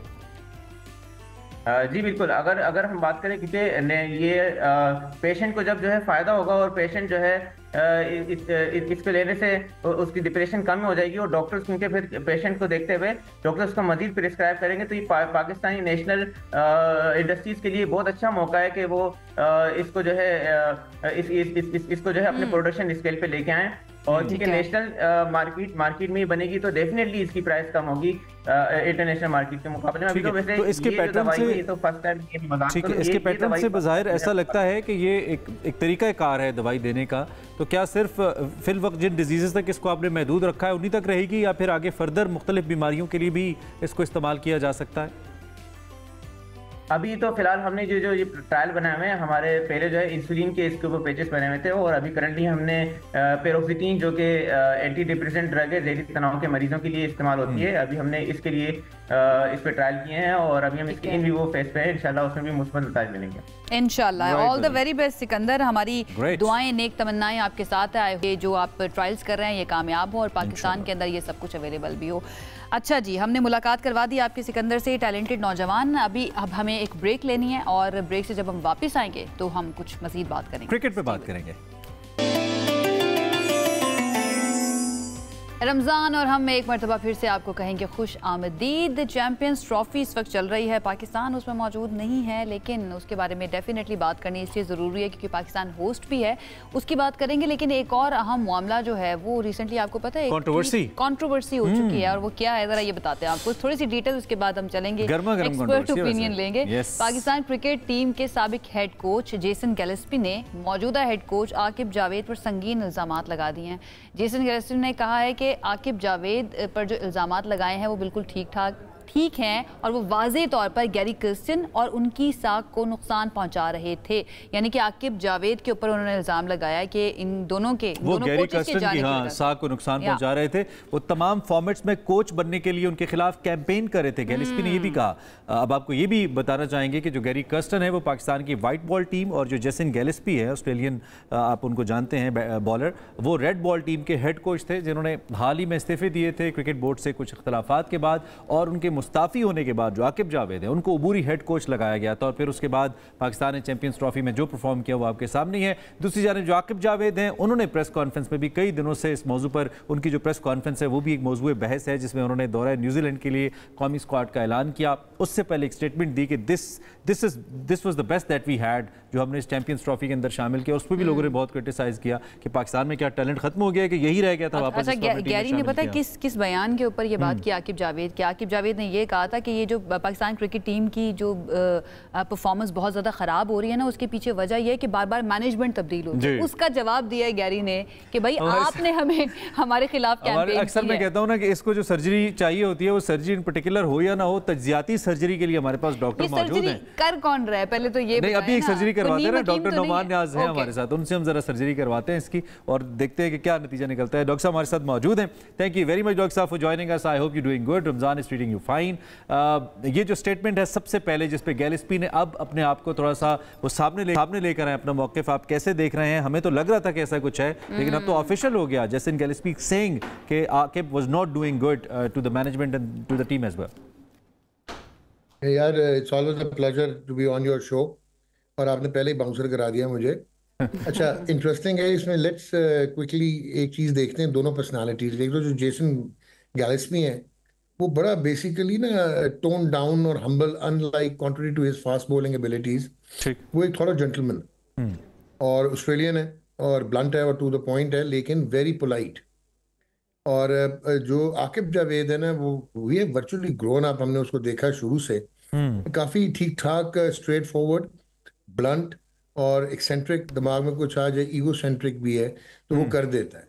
But how Aqib has been behaving after joining Pakistan cricket board और इस रैलम में आके, वो कॉन्ट्ररी है जो कि हम लोग उसके बारे में जानते हैं। अब आते हैं हम, हुआ क्या? आपने इसी क्रिकेट बोर्ड ने, स्ट्रोक ऑफ लक था कि प्रेशर में थे, अगर आपको याद हो, जब ज़काशा सब गए, मिकी आर्थर और ग्रांट ब्रैडमैन को फारिग किया, तो ये प्रेशर में थे, इन्होंने फॉरेन कोचेस लेने थे, तो इनको जेसन गैलेस्पी मिल गए फॉर रेड बॉल और वाइट बॉल, जैसे आपने बताया गैरी कर्स्टन। ये लोग प्रोसेस ड्रिवन होते हैं, ये सिस्टम से आए होते हैं, एथिक्स, इनकी वर्क एथिक्स बहुत हाई होती हैं, और आपने इनको ले लिया। तो आपने इनको लिया, लेकिन आपकी क्रिकेटिंग ब्यूरोक्रेसी ने भी एग्जिस्ट करना, तो को एग्जिस्ट करना था इनके साथ। और ये चलते हैं प्रोसेस पे, और ये चलते हैं कागज पे, और ये चलते हैं लॉ पे, और ये चलते हैं जो आपके रूल्स होते हैं उन पे। तो जब कबाहतें आना शुरू हुई, क्योंकि ना इन्होंने पर्चीज लेनी थी, ना इन्होंने अंडर द टेबल सुनना था, ना इन्होंने फोन कॉल ग्रैम बेल को सुनना था, इन्होंने प्लेयर्स को भी मेरिट पे ट्रीट करना था। पहले तो आपने ये किया कि जब आप घबराना शुरू हुए, तो आपने Aqib Javed basically high performance centre के हेड आ रहे थे, he had nothing to do with coaching. आपने उनको कन्वीनियर ले लिया अपना इसमें सिलेक्शन कमेटी में, जब वो एक लोकल टूर्नामेंट के दौरान फैसलाबाद में चेयरमैन से मिले, पीसीबी से। आकिब का काम भी हाई परफॉर्मेंस में काफ़ी रहा है, वो एक फ्रेंचाइज के साथ भी बड़े अरसे से मुंसलिक हैं और यही काम करते हैं टैलेंट डेवलपमेंट का। खैर, अब जब कोचेस के साथ, जब अब आपकी ब्यूरोक्रेसी ने इनको फारिग करना था, इंट्रीग शुरू हुई, तो आपने मीडिया भी साथ में लाया हुआ था। बहुत सारे हमारे भाई जो हैं वो नैरेटिव बिल्ड करते रहे कि जी वो पाकिस्तान में नहीं रहते, वो बाहर चले जाएंगे, वो कॉन्ट्रेक्चुअल वायलेशंस कर रहे हैं।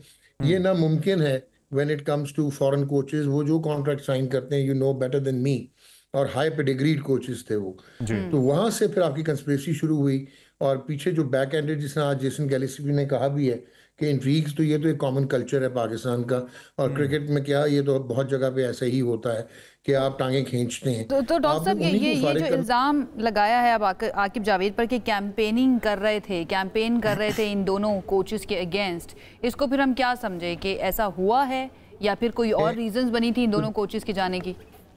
नहीं, देखें, अगर तो जेसन गैलेस्पी ओपनली ना कहता तो ये सर्कमस्टांशियल एविडेंस रहता है जिस पे आपको और मुझे बात करने का हक ना होता, क्योंकि हमारे पास कोई कॉन्क्रीट एविडेंस नहीं है कि आकिब पीछे इंट्री करता रहे। क्योंकि हमें पता है कि ऐसा होता है, हम भी इस सिस्टम का हिस्सा हैं। लेकिन क्योंकि अब जेसन गिलेस्पी ने कह दिया है तो ये तो आपकी एलिबाई बन गई है ना। ये तो एलिबाई का मतलब है कि ये हुआ। अब इसको डिसप्रूव करना है, जो बर्डन ऑफ प्रूफ है वो चला गया पाकिस्तान क्रिकेट बोर्ड और आकिब जावेद पे कि हाउ दे टेक इट। सो इस वक्त तक तो हम ये मानेंगे कि इंट्रीग भी हुई, कोशिश भी हुई, अच्छा, उन्होंने ऑल फॉर्मेट्स का हेड कोच बनना। डॉक्टर साहब इसका फिर नुकसान बड़ा हो गया। उस वक्त तो हम एक टेस्ट मैच जीत गए, वो उनका वो जो ब्रश फार्मूला था कि आप ब्रश मार दें विकेट के ऊपर और बॉल घूमेगा और विकेट निकल, वो तो हम जीत गए, वो एक टेस्ट निकाल लिया हमने। हाँ, आके फैक्टर के साथ। लेकिन उसके बाद जो फिर नतीजा निकला, बीइंग इज उनके जो सिलेक्शन का रिजल्ट निकला, उस पर हम और आप बात करते रहे और फिर नतीजा हमने देख लिया चैंपियंस ट्रॉफी में। We couldn't win a single match actually.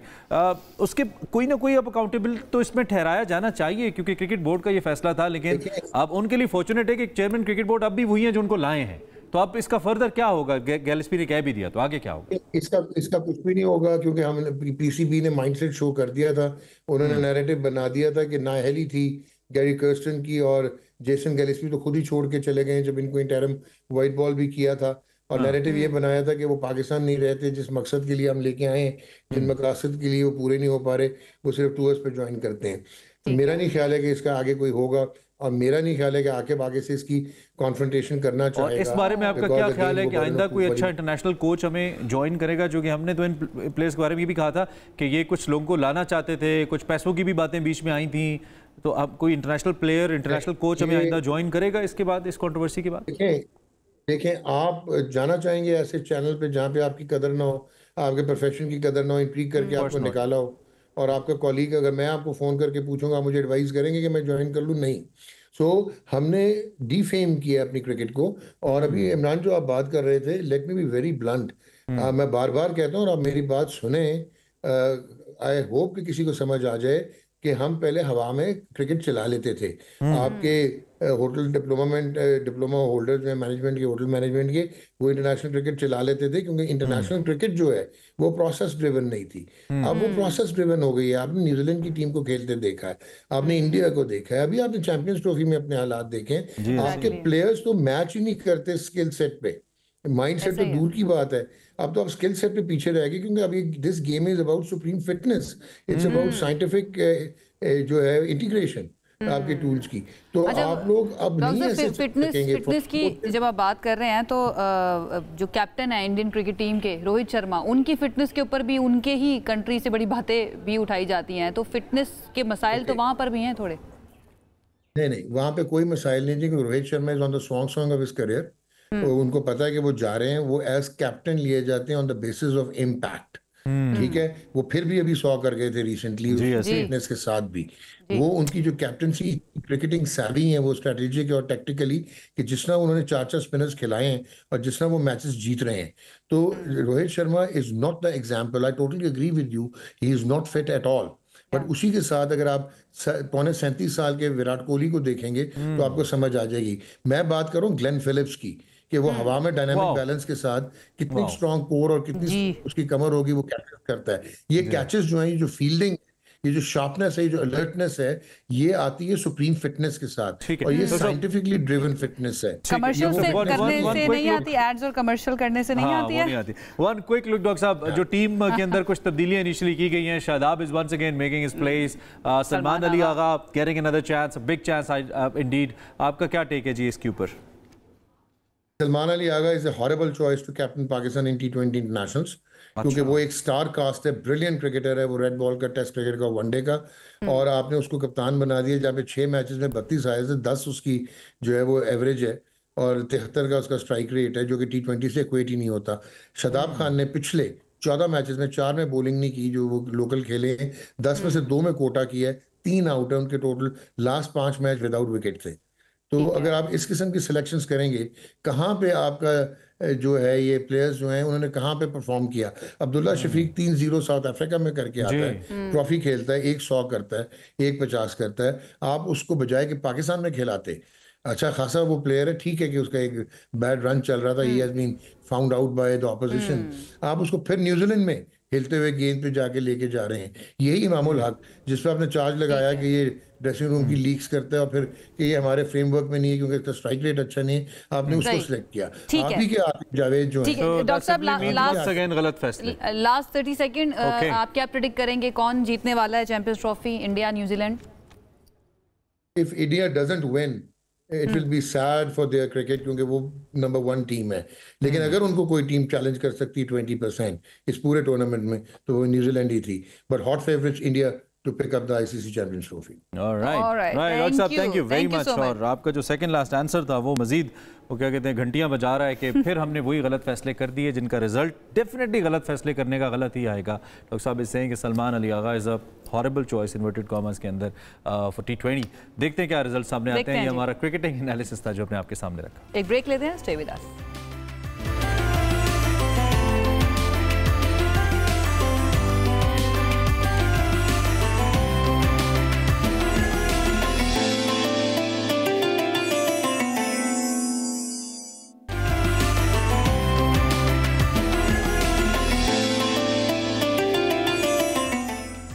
अल्हम्दुलिल्लाह एक बार फिर आपको खुशामदीद कहते हैं। आज एक और रोज़ा अल्हम्दुलिल्लाह तकमील की जानिब पहुंचा है और कराची के जो मुज़ाफ़ात हैं, कराची के रहने वाले हैं, वो इफ्तार करने वाले हैं अब से कुछ देर के बाद, जबकि लाहौर और इस्लामाबाद में इफ्तार हो चुकी है। उम्मीद है हम आपकी दुआओं का हिस्सा ज़रूर रहे होंगे।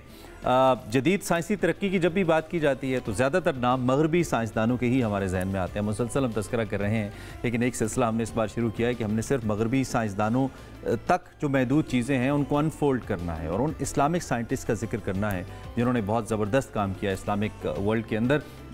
आज हम बात करें बनु मूसा बरादरान की, उन्हीं अजीम मुसलमान साइंसदानों की जिनका नाम इसमें शामिल है, जिन्होंने रियाजी हो, फल्कियात हो, मैकेनिकल हो, इंजीनियरिंग हो, हाइड्रोलिक्स हो, इसमें बहुत ज़बरदस्त काम किया है। और अगर हम सिर्फ 9वीं सदी की बात करें तो इसमें बगदाद का जो इल्मी मरकज़ था बैतुल हिकमत, इसमें हम काम करने वाले इन 3 भाइयों जिनका नाम अबू जाफ़र मोहम्मद बिन मूसा, अबुल कासिम अहमद बिन मूसा और अल हसन बिन मूसा था, उन्होंने कई साइंसी ऐसी इजाज़ात की हैं जिनमें से कुछ तो जदीद इंजीनियरिंग का बुनियादी हिस्सा आज के दौर में भी समझी जाती है। कितना क्रेडिट जो है ना वो उन तमाम मुस्लिम साइंसदानों को जाता है जो 9वीं सदी या 12वीं सदी की बात करें उस वक्त वो काम कर रहे थे। उनकी सबसे मशहूर किताब जो है किताबुल हैल है, जो मैकेनिकल आलात और ऑटोमेटेड मशीनों पर लिखी जाने वाली दुनिया की अव्वलीन किताबों में शुमार होती है।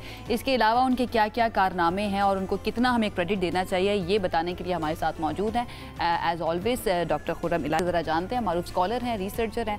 Thank you so much once again हमें ज्वाइन करने के लिए। वालेकुम अस्सलाम। बनु मूसा बरादरान बिल्कुल कौन थे?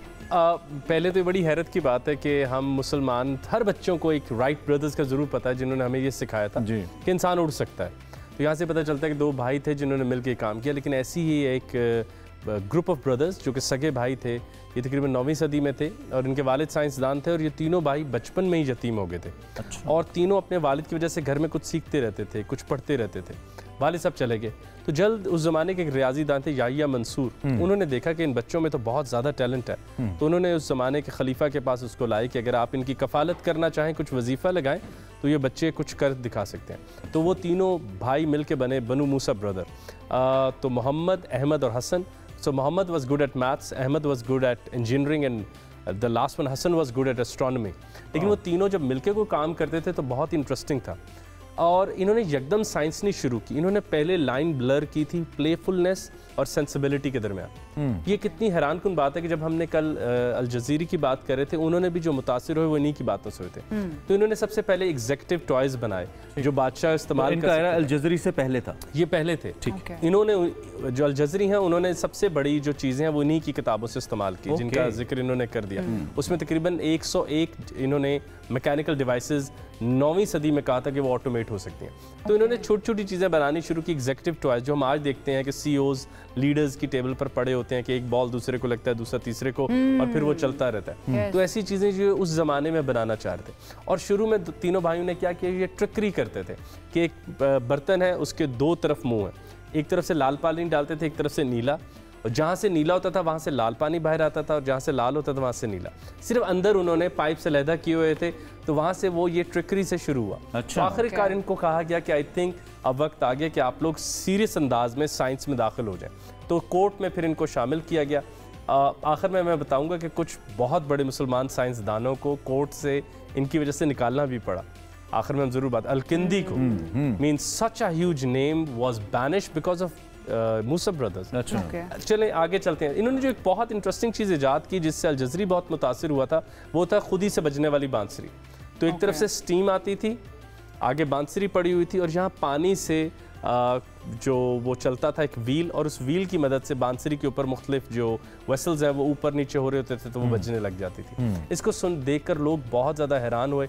यही काफ़ी नहीं था, फिर उन्होंने एक फाउंटेन बनाया, एक फवारा बनवाया जो वो भी ऑटोमेटिकली उस ज़माने में चल रहा था।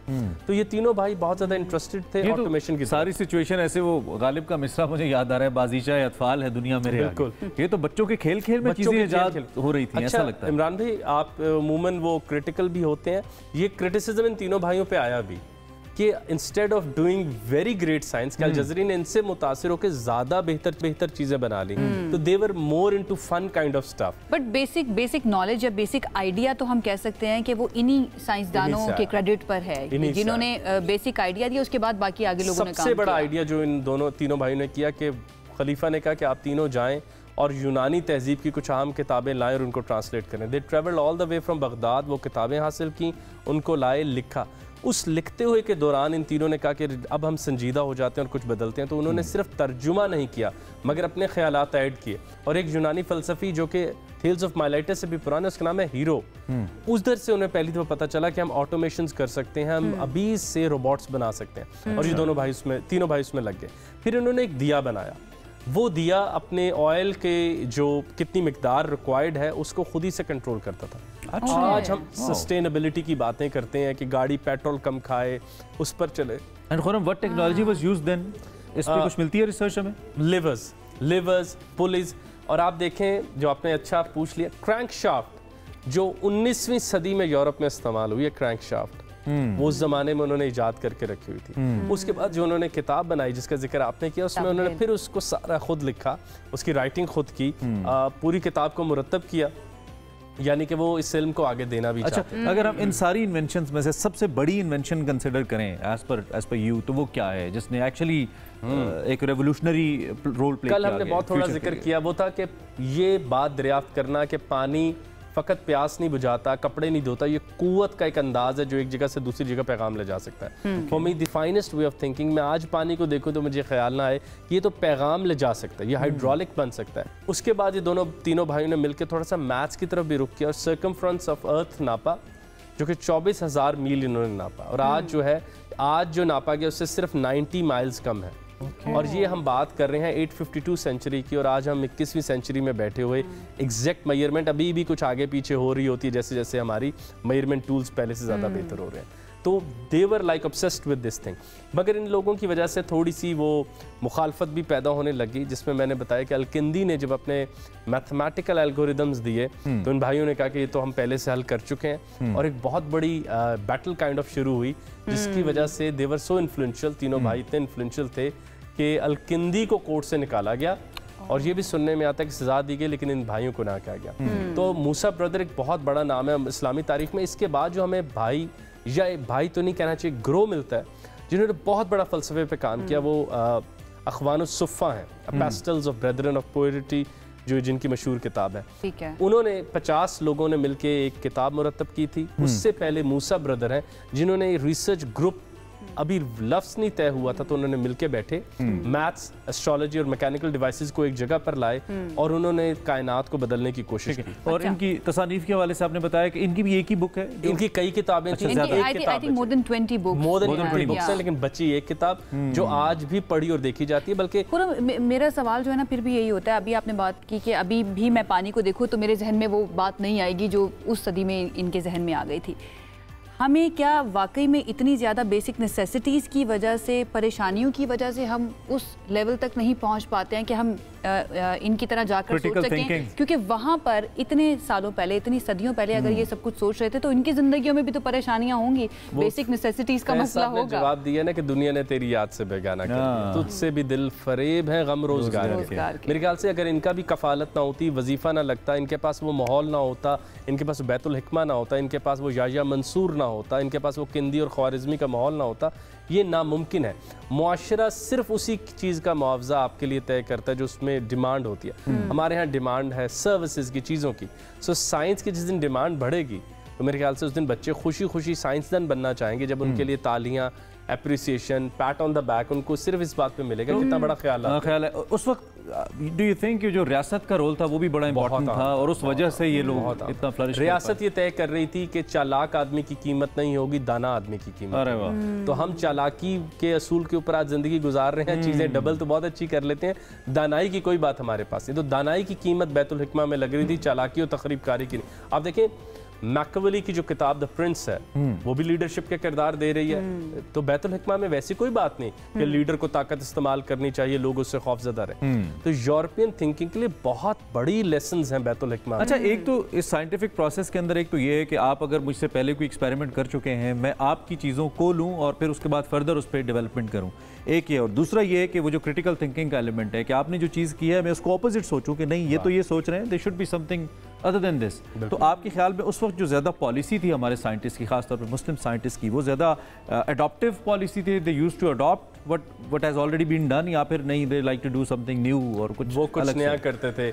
जानी हुई बात को दोबारा जानने का नाम इल्म है। यानी आप देख लें कि न्यूटन ने ग्रेविटी को डिफाइन किया हुआ है, मगर आइंस्टाइन ने कहा कि यार बिल्कुल ठीक है, और एक दिन पहले तक सही जवाब आ रहा हो। तो ये भी जब कलाम लेकर आए यूनानियों का और उसको लिखा, तो आप देखें उसके बाद तो इन्हें तसल्ली कर लेनी चाहिए थी। जिस तरह कई मुसलमान साइंसदानों के बारे में कहा जाता है और फलसफियों के बारे में, वो सिर्फ शारे हैं, सिर्फ उधर से देखा और यहाँ पर बयान कर दिया।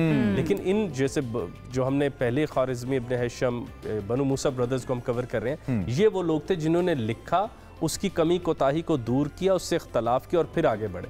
यानी जानी हुई चीज़ को जानते थे और उससे आगे बढ़ने की लगन भी रखते थे। ठीक है। अच्छा, आज की दुनिया में कौन कौन सी चीज़ें ऐसी होंगी जिनका क्रेडिट हमें बनु मूसा बरादरान को देना चाहिए? मेरे ख्याल से जो सबसे इंटरेस्टिंग चीज़ है, जो म्यूजिकल बॉक्सेस यूरोप में 16वीं सदी में बने, म्यूजिकल बॉक्सेस 8वीं सदी में बनाए हुए थे। अच्छा, आगे आते हैं तो क्रैंक शाफ्ट, जदीद गाड़ी, जदीद टेक्नोलॉजी, पावर को एक जगह से दूसरी जगह जो पहुंचाया जाता है वो क्रैंक शाफ्ट लेके जाती है। और वो किरदार, वो क्रेडिट जो है वो उन तीनों भाइयों को जाता है कि उस सदी में उन्होंने ये बात दरियाफ्त कर ली थी और क्रैंक शाफ्ट बनाई थी।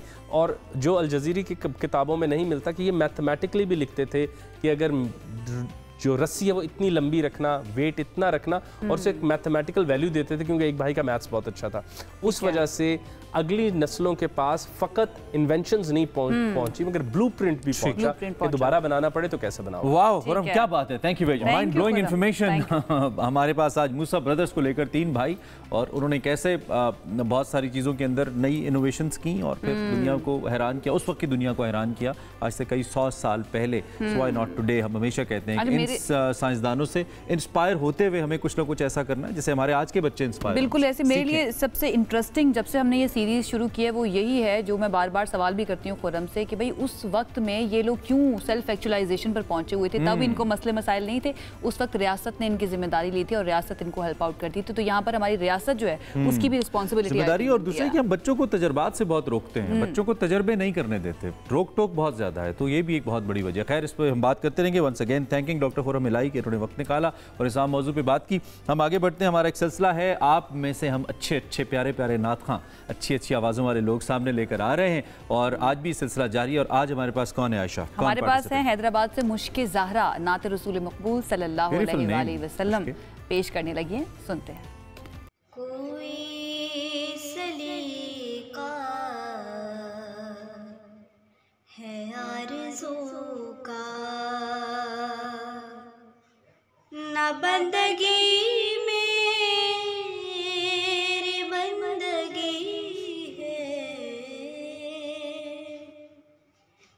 सब तुम्हारा करम है आका, के बात अब तक बनी हुई है, ये सब तुम्हारा करम है आका। किसी का एहसान क्यों उठाए, किसी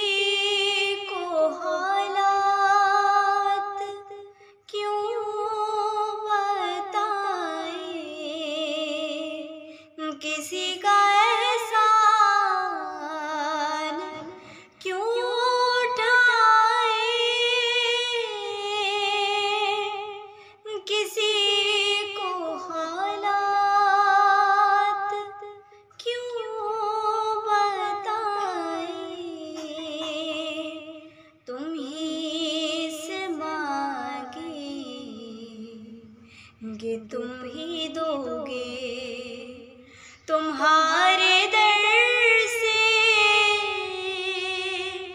हिला लगी है, तुम ही से मांगे ये तुम ही दोगे, तुम्हारे दर से हिला लगी है, ये सब तुम्हारा करम है आका। ये सब तुम्हारा करम है आका के बात अब तक बनी हुई है। क्या खूबसूरत नात है। और मुश्के ज़ारा अपने नाम की तरह खूबसूरत आवाज़ है आपकी, बहुत अच्छा पढ़ा आपने, हमें बहुत ही अच्छा लगा। आप भी अपनी नात रिकॉर्ड करके हॉरिजॉन्टल फॉर्मेट के अंदर ये जो व्हाट्सएप नंबर हम आपके सामने डिस्प्ले करते रहते हैं इस पे हमें भेज दीजिए, तो इंशाल्लाह हम उसको भी शामिल करेंगे। बिल्कुल, ये प्लेटफॉर्म जो है ना ये आपके लिए हाजिर है। आप अपनी खूबसूरत नात जो है वो हमें भेज सकते हैं। अगेन हॉरिजॉन्टल फॉर्मेट में अच्छी क्वालिटी में आपने रिकॉर्ड करनी है और हमारे नंबर पर भेज देनी है। आगे बढ़ जाते हैं। रमज़ानुल मुबारक के दौरान इफ्तार का टेबल जो है उस पर सब कुछ हो और दही बड़े ना हो या दही बल्ले ना हो तो बात नहीं बनती। दही छोटे दही बड़े दोनों बहुत जरूरी है। दही बड़े इनको कहा जाता है। दही छोटे this is one of my most favourite thing. मेरी अम्मी देखी होंगी बहुत बेहतरीन दही बड़े बनाती हैं और कभी जिंदगी में मैंने उनको कहता हूँ कि कोई कैफे वैफे खोला तो आपके दही बड़े बहुत चलने वाले हैं। लेकिन आज हम रेहान भाई के पास वंस अगेन चलते हैं। हमारे सीनियर प्रोड्यूसर हैं और एक सिलसिला है कि मुख्तलिफ सौगातों से मुतारिफ कराते रहते हैं। कहाँ पे आज रेहान भाई? हमारे ये कराची की बंस रोड मार्केट के अंदर मौजूद है रेहान भाई। वहाँ के दही बड़े वैसे ही बहुत ज़्यादा मशहूर हैं। मुझे याद आ गया अपना वक्त जब मैं कराची में रहा करती थी, वहाँ से हम दही बड़े रमज़ान के दौरान मंगवाया करते थे। आपने भी वक्त गुजारा है? खाए हैं? नहीं खाने से रह गया मेरे में, आज देख के कुछ अंदाजा कर पाएंगे। देखते हैं जी, चलते हैं। रेहान भाई, कराची के यूँ तो हर हिस्से के अंदर ही खानों का खास एहतमाम किया जाता है और इफ्तारी का बड़ा एहतमाम किया जाता है। लोग बड़े ज़ौक़ और शौक़ के साथ जाके जो है वो इफ्तारी ख़रीदते हैं, अपने घरों पर लाते हैं और घर वालों के साथ मिल के खाते हैं। लेकिन बंस रोड अपनी एक इनफरादी हैसियत हमेशा से रखता है और बंस रोड पे भी दिल्ली के ये मशहूर दही बड़े हैं जिनका आगाज़ जो है वो 1954 में किया गया था, जब इस दुकान के मालिक जो थे वो माइग्रेट करके यहाँ पे आए थे।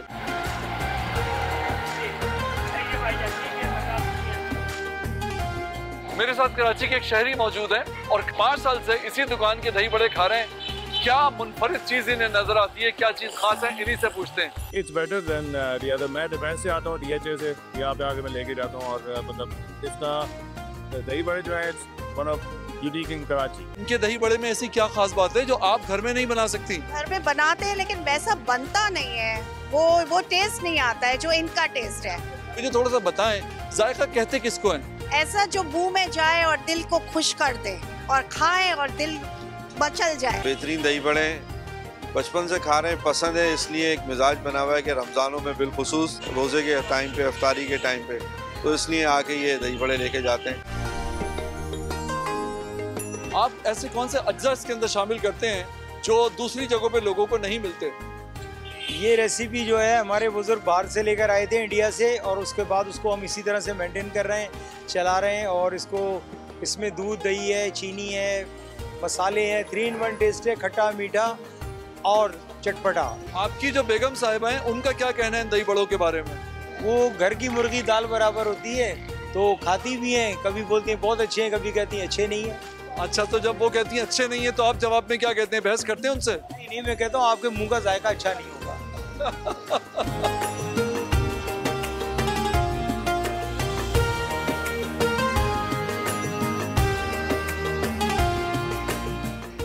कहते हैं जायका वो होता है जो पहले जुबान को और बाद में दिल को भाए, और इन दही बड़ों के अंदर मुझे लगता है कि वो खूबी मौजूद है। बंस रोड की पहचान जो चंद फूड आइटम्स हैं उनमें से एक दुकान ये भी है। यहाँ पर लोग बरसों से आ रहे हैं और यहाँ के दही बड़े जो हैं उनके दिल को लुभा रहे हैं।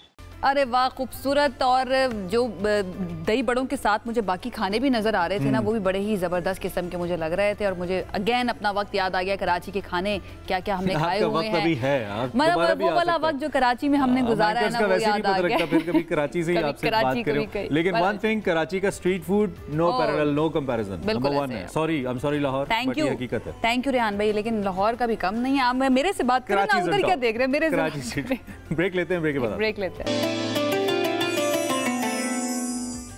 रमज़ान और हम में एक बार फिर आपका खैर मकदम है। पहले लाहौर और इस्लामाबाद और अब कराची में भी अल्हम्दुलिल्लाह रोज़ा इफ्तार हो चुका है। आपको बहुत मुबारक हो। 5वां रोज़ा हम सब ने अल्लाह की फज़ल रहमत से आज तकमील तक पहुँचाया है। और जहाँ जहाँ अभी भी नहीं हुआ उनसे फिर गुजारिश है कि हमें दुआओं में ज़रूर याद रखिए। अल्लाह ऐसी हमें तौफीक देते रहें और पूरा रमज़ान गुजरता रहे। आज अपने कुरान करीम के हवाले से एक और जो तस्करा हम आपके लिए लेकर आए हैं, रोज़ाना की बुनियाद पर लेकर आते हैं, वो ये है कि कुरान हमें मालूम है कि हिदायत है, नूर है, और इस नूर की हर सूरत जो हर आयत है वो हमारे लिए हिदायत का बायस है। हम एक एक आयत को फॉलो करते जाएं और हमारे लिए पूरी ज़िंदगी सीधी होती जाती है, हमारे लिए रास्ते खुलते जाते हैं।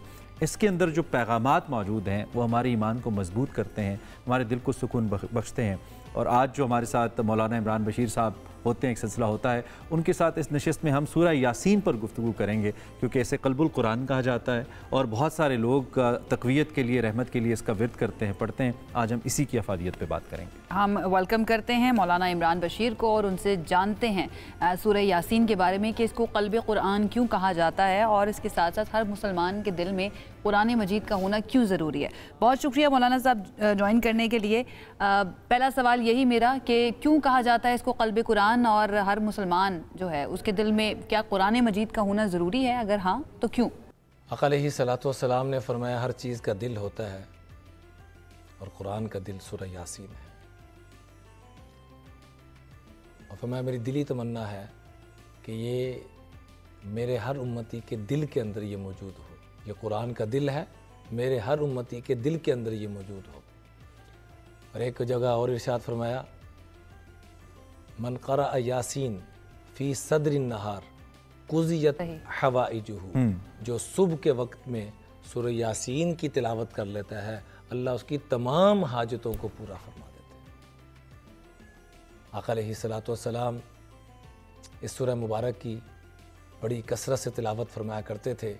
मुख्तलिफ़ अम्बिया पे मुख्तलिफ़ लोगों ने इल्ज़ामात लगाए, ये सच्चे नहीं हैं, ये रसूल नहीं हैं, ये इनमें ये शायर हैं, ये मजनू हैं, ये फ़ुलां हैं।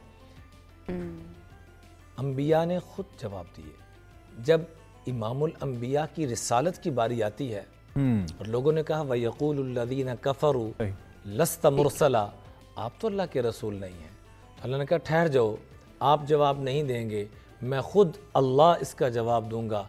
यासीन वल क़ुरआनिल हकीम इन्नका लमिनल मुरसलीन अला सिरातिम मुस्तकीम। ऐ मेरे महबूब, मैं आपके मुबारक दांतों की कसम खाता हूँ, मैं अल्लाह कसम खाता हूँ कुरान हकीम की। इन्नका लमिनल मुरसलीन, आप मेरे सबसे लाडले पैगम्बर हैं। अला सिरातिम मुस्तकीम तंज़ीलल अज़ीज़िर रहीम लितुनज़िरा क़ौमम मा उनज़िरा आबाउहुम फ़हुम गाफ़िलून। सूरह यासीन का मुख्तसर सा खुलासा मैं आप हज़रात की खिदमत में पेश करना चाहूँगा। इसमें 4 मज़ामीन पेश किए गए हैं और उससे पहले ये अर्ज़ करना चाहूँगा हुज़ूर की दिली तमन्ना कि मेरे हर उम्मती के सीने में कुरान का जो दिल है ये मेरे हर उम्मती के दिल में होना चाहिए। तो 2-2 आयात भी रोज़ाना हम याद करें। यासीन ये एक आयत याद होगी, वल क़ुरआनिल हकीम 2 आयात याद होगी। रोज़ाना 2-2 आयात भी याद करें तो कुल 83 इसकी आयात है, 83 आयात। तो अल्लाह के फजल करम से 1.5-2 माह के अंदर कभी 2 याद कर ली, कभी 3 याद कर ली, तो ये 2-2.5 माह के अंदर हमारी अल्लाह के फजल करम से ये सूरह मुकम्मल हो जाएगी। अच्छा, ये भी बताइए कि सूरह यासीन जिसे कुरान का दिल हम कह रहे हैं, इसमें कौन से ऐसे पैगामात हैं जिनको बयान किया गया है, और अगर किसी को दुश्मन के शर से नुकसान पहुँचने का खदशा हो तो क्या उसके लिए भी मौसर है, उसे क्या करना चाहिए सूरह यासीन को लेकर? इसके अंदर 4 मज़ामीन बयान किए गए हैं। इसका खुलासा आपके सामने पेश करना चाहूँगा। आयत नंबर 1 से लेकर 12 तक, आयत नंबर 1 से लेकर 12 तक अल्लाह ताला ने अपने महबूब की सीरत को बयान फरमाया। यासीन वल क़ुरआनिल हकीम इन्नका लमिनल मुरसलीन अला सिरातिम मुस्तकीम तंज़ीलल अज़ीज़िर रहीम लितुनज़िरा क़ौमम मा उनज़िरा आबाउहुम फ़हुम गाफ़िलून लक़द हक़्क़ल क़ौलु अला अक्सरिहिम फ़हुम ला युमिनून इन्ना जअलना फ़ी अअनाक़िहिम अग़लालन फ़हिय इलल अज़क़ानि फ़हुम मुक़महून वजअलना मिन बैनि अयदीहिम सद्दन व मिन खल्फ़िहिम सद्दन फ़अग़शयनाहुम फ़हुम ला युबसिरून। और ख़ास तौर पर ये जो मैंने आखिरी आयत पढ़ी है वजअलना मिन बैनि अयदीहिम, जब भी कोई चोर या किसी से नुकसान का ख़तरा हो, किसी से डर का ख़तरा हो, ये आयत पढ़ ले, अल्लाह आपके लिए दीवारें कायम फरमा देंगे। आप उनमें से यूं बीच में चले जाएंगे जैसे पता ही नहीं चला, जैसे आका अलैहिस्सलाम हिजरत की रात 100 तलवार म्यान से निकली हुई और उसके बीच में से जा रहे हैं और यही आयत मुबारका पढ़ते हुए जा रहे हैं। वजअलना मिन बैनि ऐदीहिम सद्दन व मिन खल्फिहिम सद्दन फअग़शयनाहुम फहुम ला युबसिरून। अच्छा मौलाना, ये बताइए कि सूरह यासीन से हम लर्निंग क्या ले सकते हैं, यानी किन आला अखलाकी आदात को अपनाने की हिदायत जो है हमें मिलती है सूरह यासीन से, और ये आदात इंसान की ज़िंदगी को बेहतर भी बना सकती हैं? आयत नंबर 13 से लेकर 32 तक ये 19 आयात हैं। इसके अंदर 3 नबियों का और एक उनके साथी हबीब नज्जार का जिक्र है। वज़रिब लहुम मसलन अस्हाबल क़रिया इज़ जाअहल मुरसलून इज़ अरसलना इलैहि मुस्नैन फ़कज़्ज़बूहुमा फ़अज़्ज़ज़ना बिसालिस फ़क़ालू इन्ना इलैकुम मुरसलून क़ालू मा अंतुम इल्ला बशरुम मिस्लुना क़ालू मा अंतुम इल्ला बशरुम मिस्लुना वमा अंज़लर रहमानु मिन शै इन अंतुम इल्ला तकज़िबून। वो तूफ़ान बदतमीज़ी कर रहे हैं, जो कौम है तूफ़ान बदतमीज़ी कर रही है। क्या कह रहे हैं? इन अंतुम इल्ला तकज़िबून, आप लोग तो झूठ बोल रहे हैं। इन्ना ततय्यरना बिकुम, आप तो मनहूस हैं नाउज़ बिल्लाहि मिन ज़ालिक। इतनी गलत बातें कर रहे हैं। इतनी सख्त बातों के बावजूद सूरह यासीन में हमें सबक क्या मिलता है? कहा रब्बुना, कालू रब्बुना यअलम इन्ना इलैकुम लमुरसलून। रब्बे काबा की कसम, और रब ही जानता है कि हम रसूल बनाकर भेजे गए हैं। आप नहीं मान रहे तो अलग बात है, लेकिन रब जानता है कि हम रसूल हैं। वमा अलैना इल्लल बलागुल मुबीन, हमारे ज़िम्मे पैगाम पहुँचाना है और कुछ नहीं का। तो एक बहुत बड़ा सबक मिलता है कि अपनी ज़ुबान को हमेशा बंद रख लें। फरमाया जिससे ज़िंदगी में बातचीत कम करना चाहते हैं उससे झगड़ा ख़त्म करनी, बातचीत कभी नहीं बुलाना चाहते, अपना मामला क्लोज़ करना चाहते हैं, हम सामने आया सलाम कर लिया, उससे झगड़ा कैसे? और जिनसे ताल्लुक़ रखना है उनसे झगड़ा कैसे? तो झगड़े की दोनों सूरतों में गुंजाइश नहीं। तो यहाँ पर अम्बिया पे इतने सख्त अल्फाज कहे जा रहे हैं और वो आगे से क्या कह रहे हैं? क़ालू रब्बुना यअलम इन्ना इलैकुम लमुरसलून वमा अलैना इल्लल बलागुल मुबीन। हकीकत में अल्लाह को राज़ी करने वाला जो होता है ना मेरे अज़ीज़ों, वो कभी झगड़ा नहीं करता। अल्लाह को राज़ी करने वाला कभी झगड़ा नहीं। इसलिए हदीस पाक में आता है मन हुरिमा मिनर रिफ़्क़ हुरिमल खैर कुल्ला, जो नरमी से महरूम कर दिया गया वो सारी खैरों से महरूम कर दिया गया। और जिसको नरमी मिल गई, आजिज़ी मिल गई, उसको तमाम खैरें, राहतें, रहमतें, बरकतें नसीब हो। तो नरमी, आजिज़ी, इनकिसारी, ये हमने इख्तियार करनी है। या जैसा कि सूरह यासीन में हमें जो सबक दिया जा रहा है, अगर इसकी बरक़ात लेनी तो इन चीज़ों को अपनाना होगा। यहाँ तक हदीस में आता है कादल हलीम अन यकून नबिया, जो बुर्दबार होता है, मुआफ़ करने वाला होता है, वो उसको नबूवत नहीं मिलती, बाकी रब के कुर्ब के सारे उसको निस्बतें नसीब हो जाती हैं। वाह वाह, सुभान अल्लाह मौलाना, बहुत बहुत शुक्रिया आपका।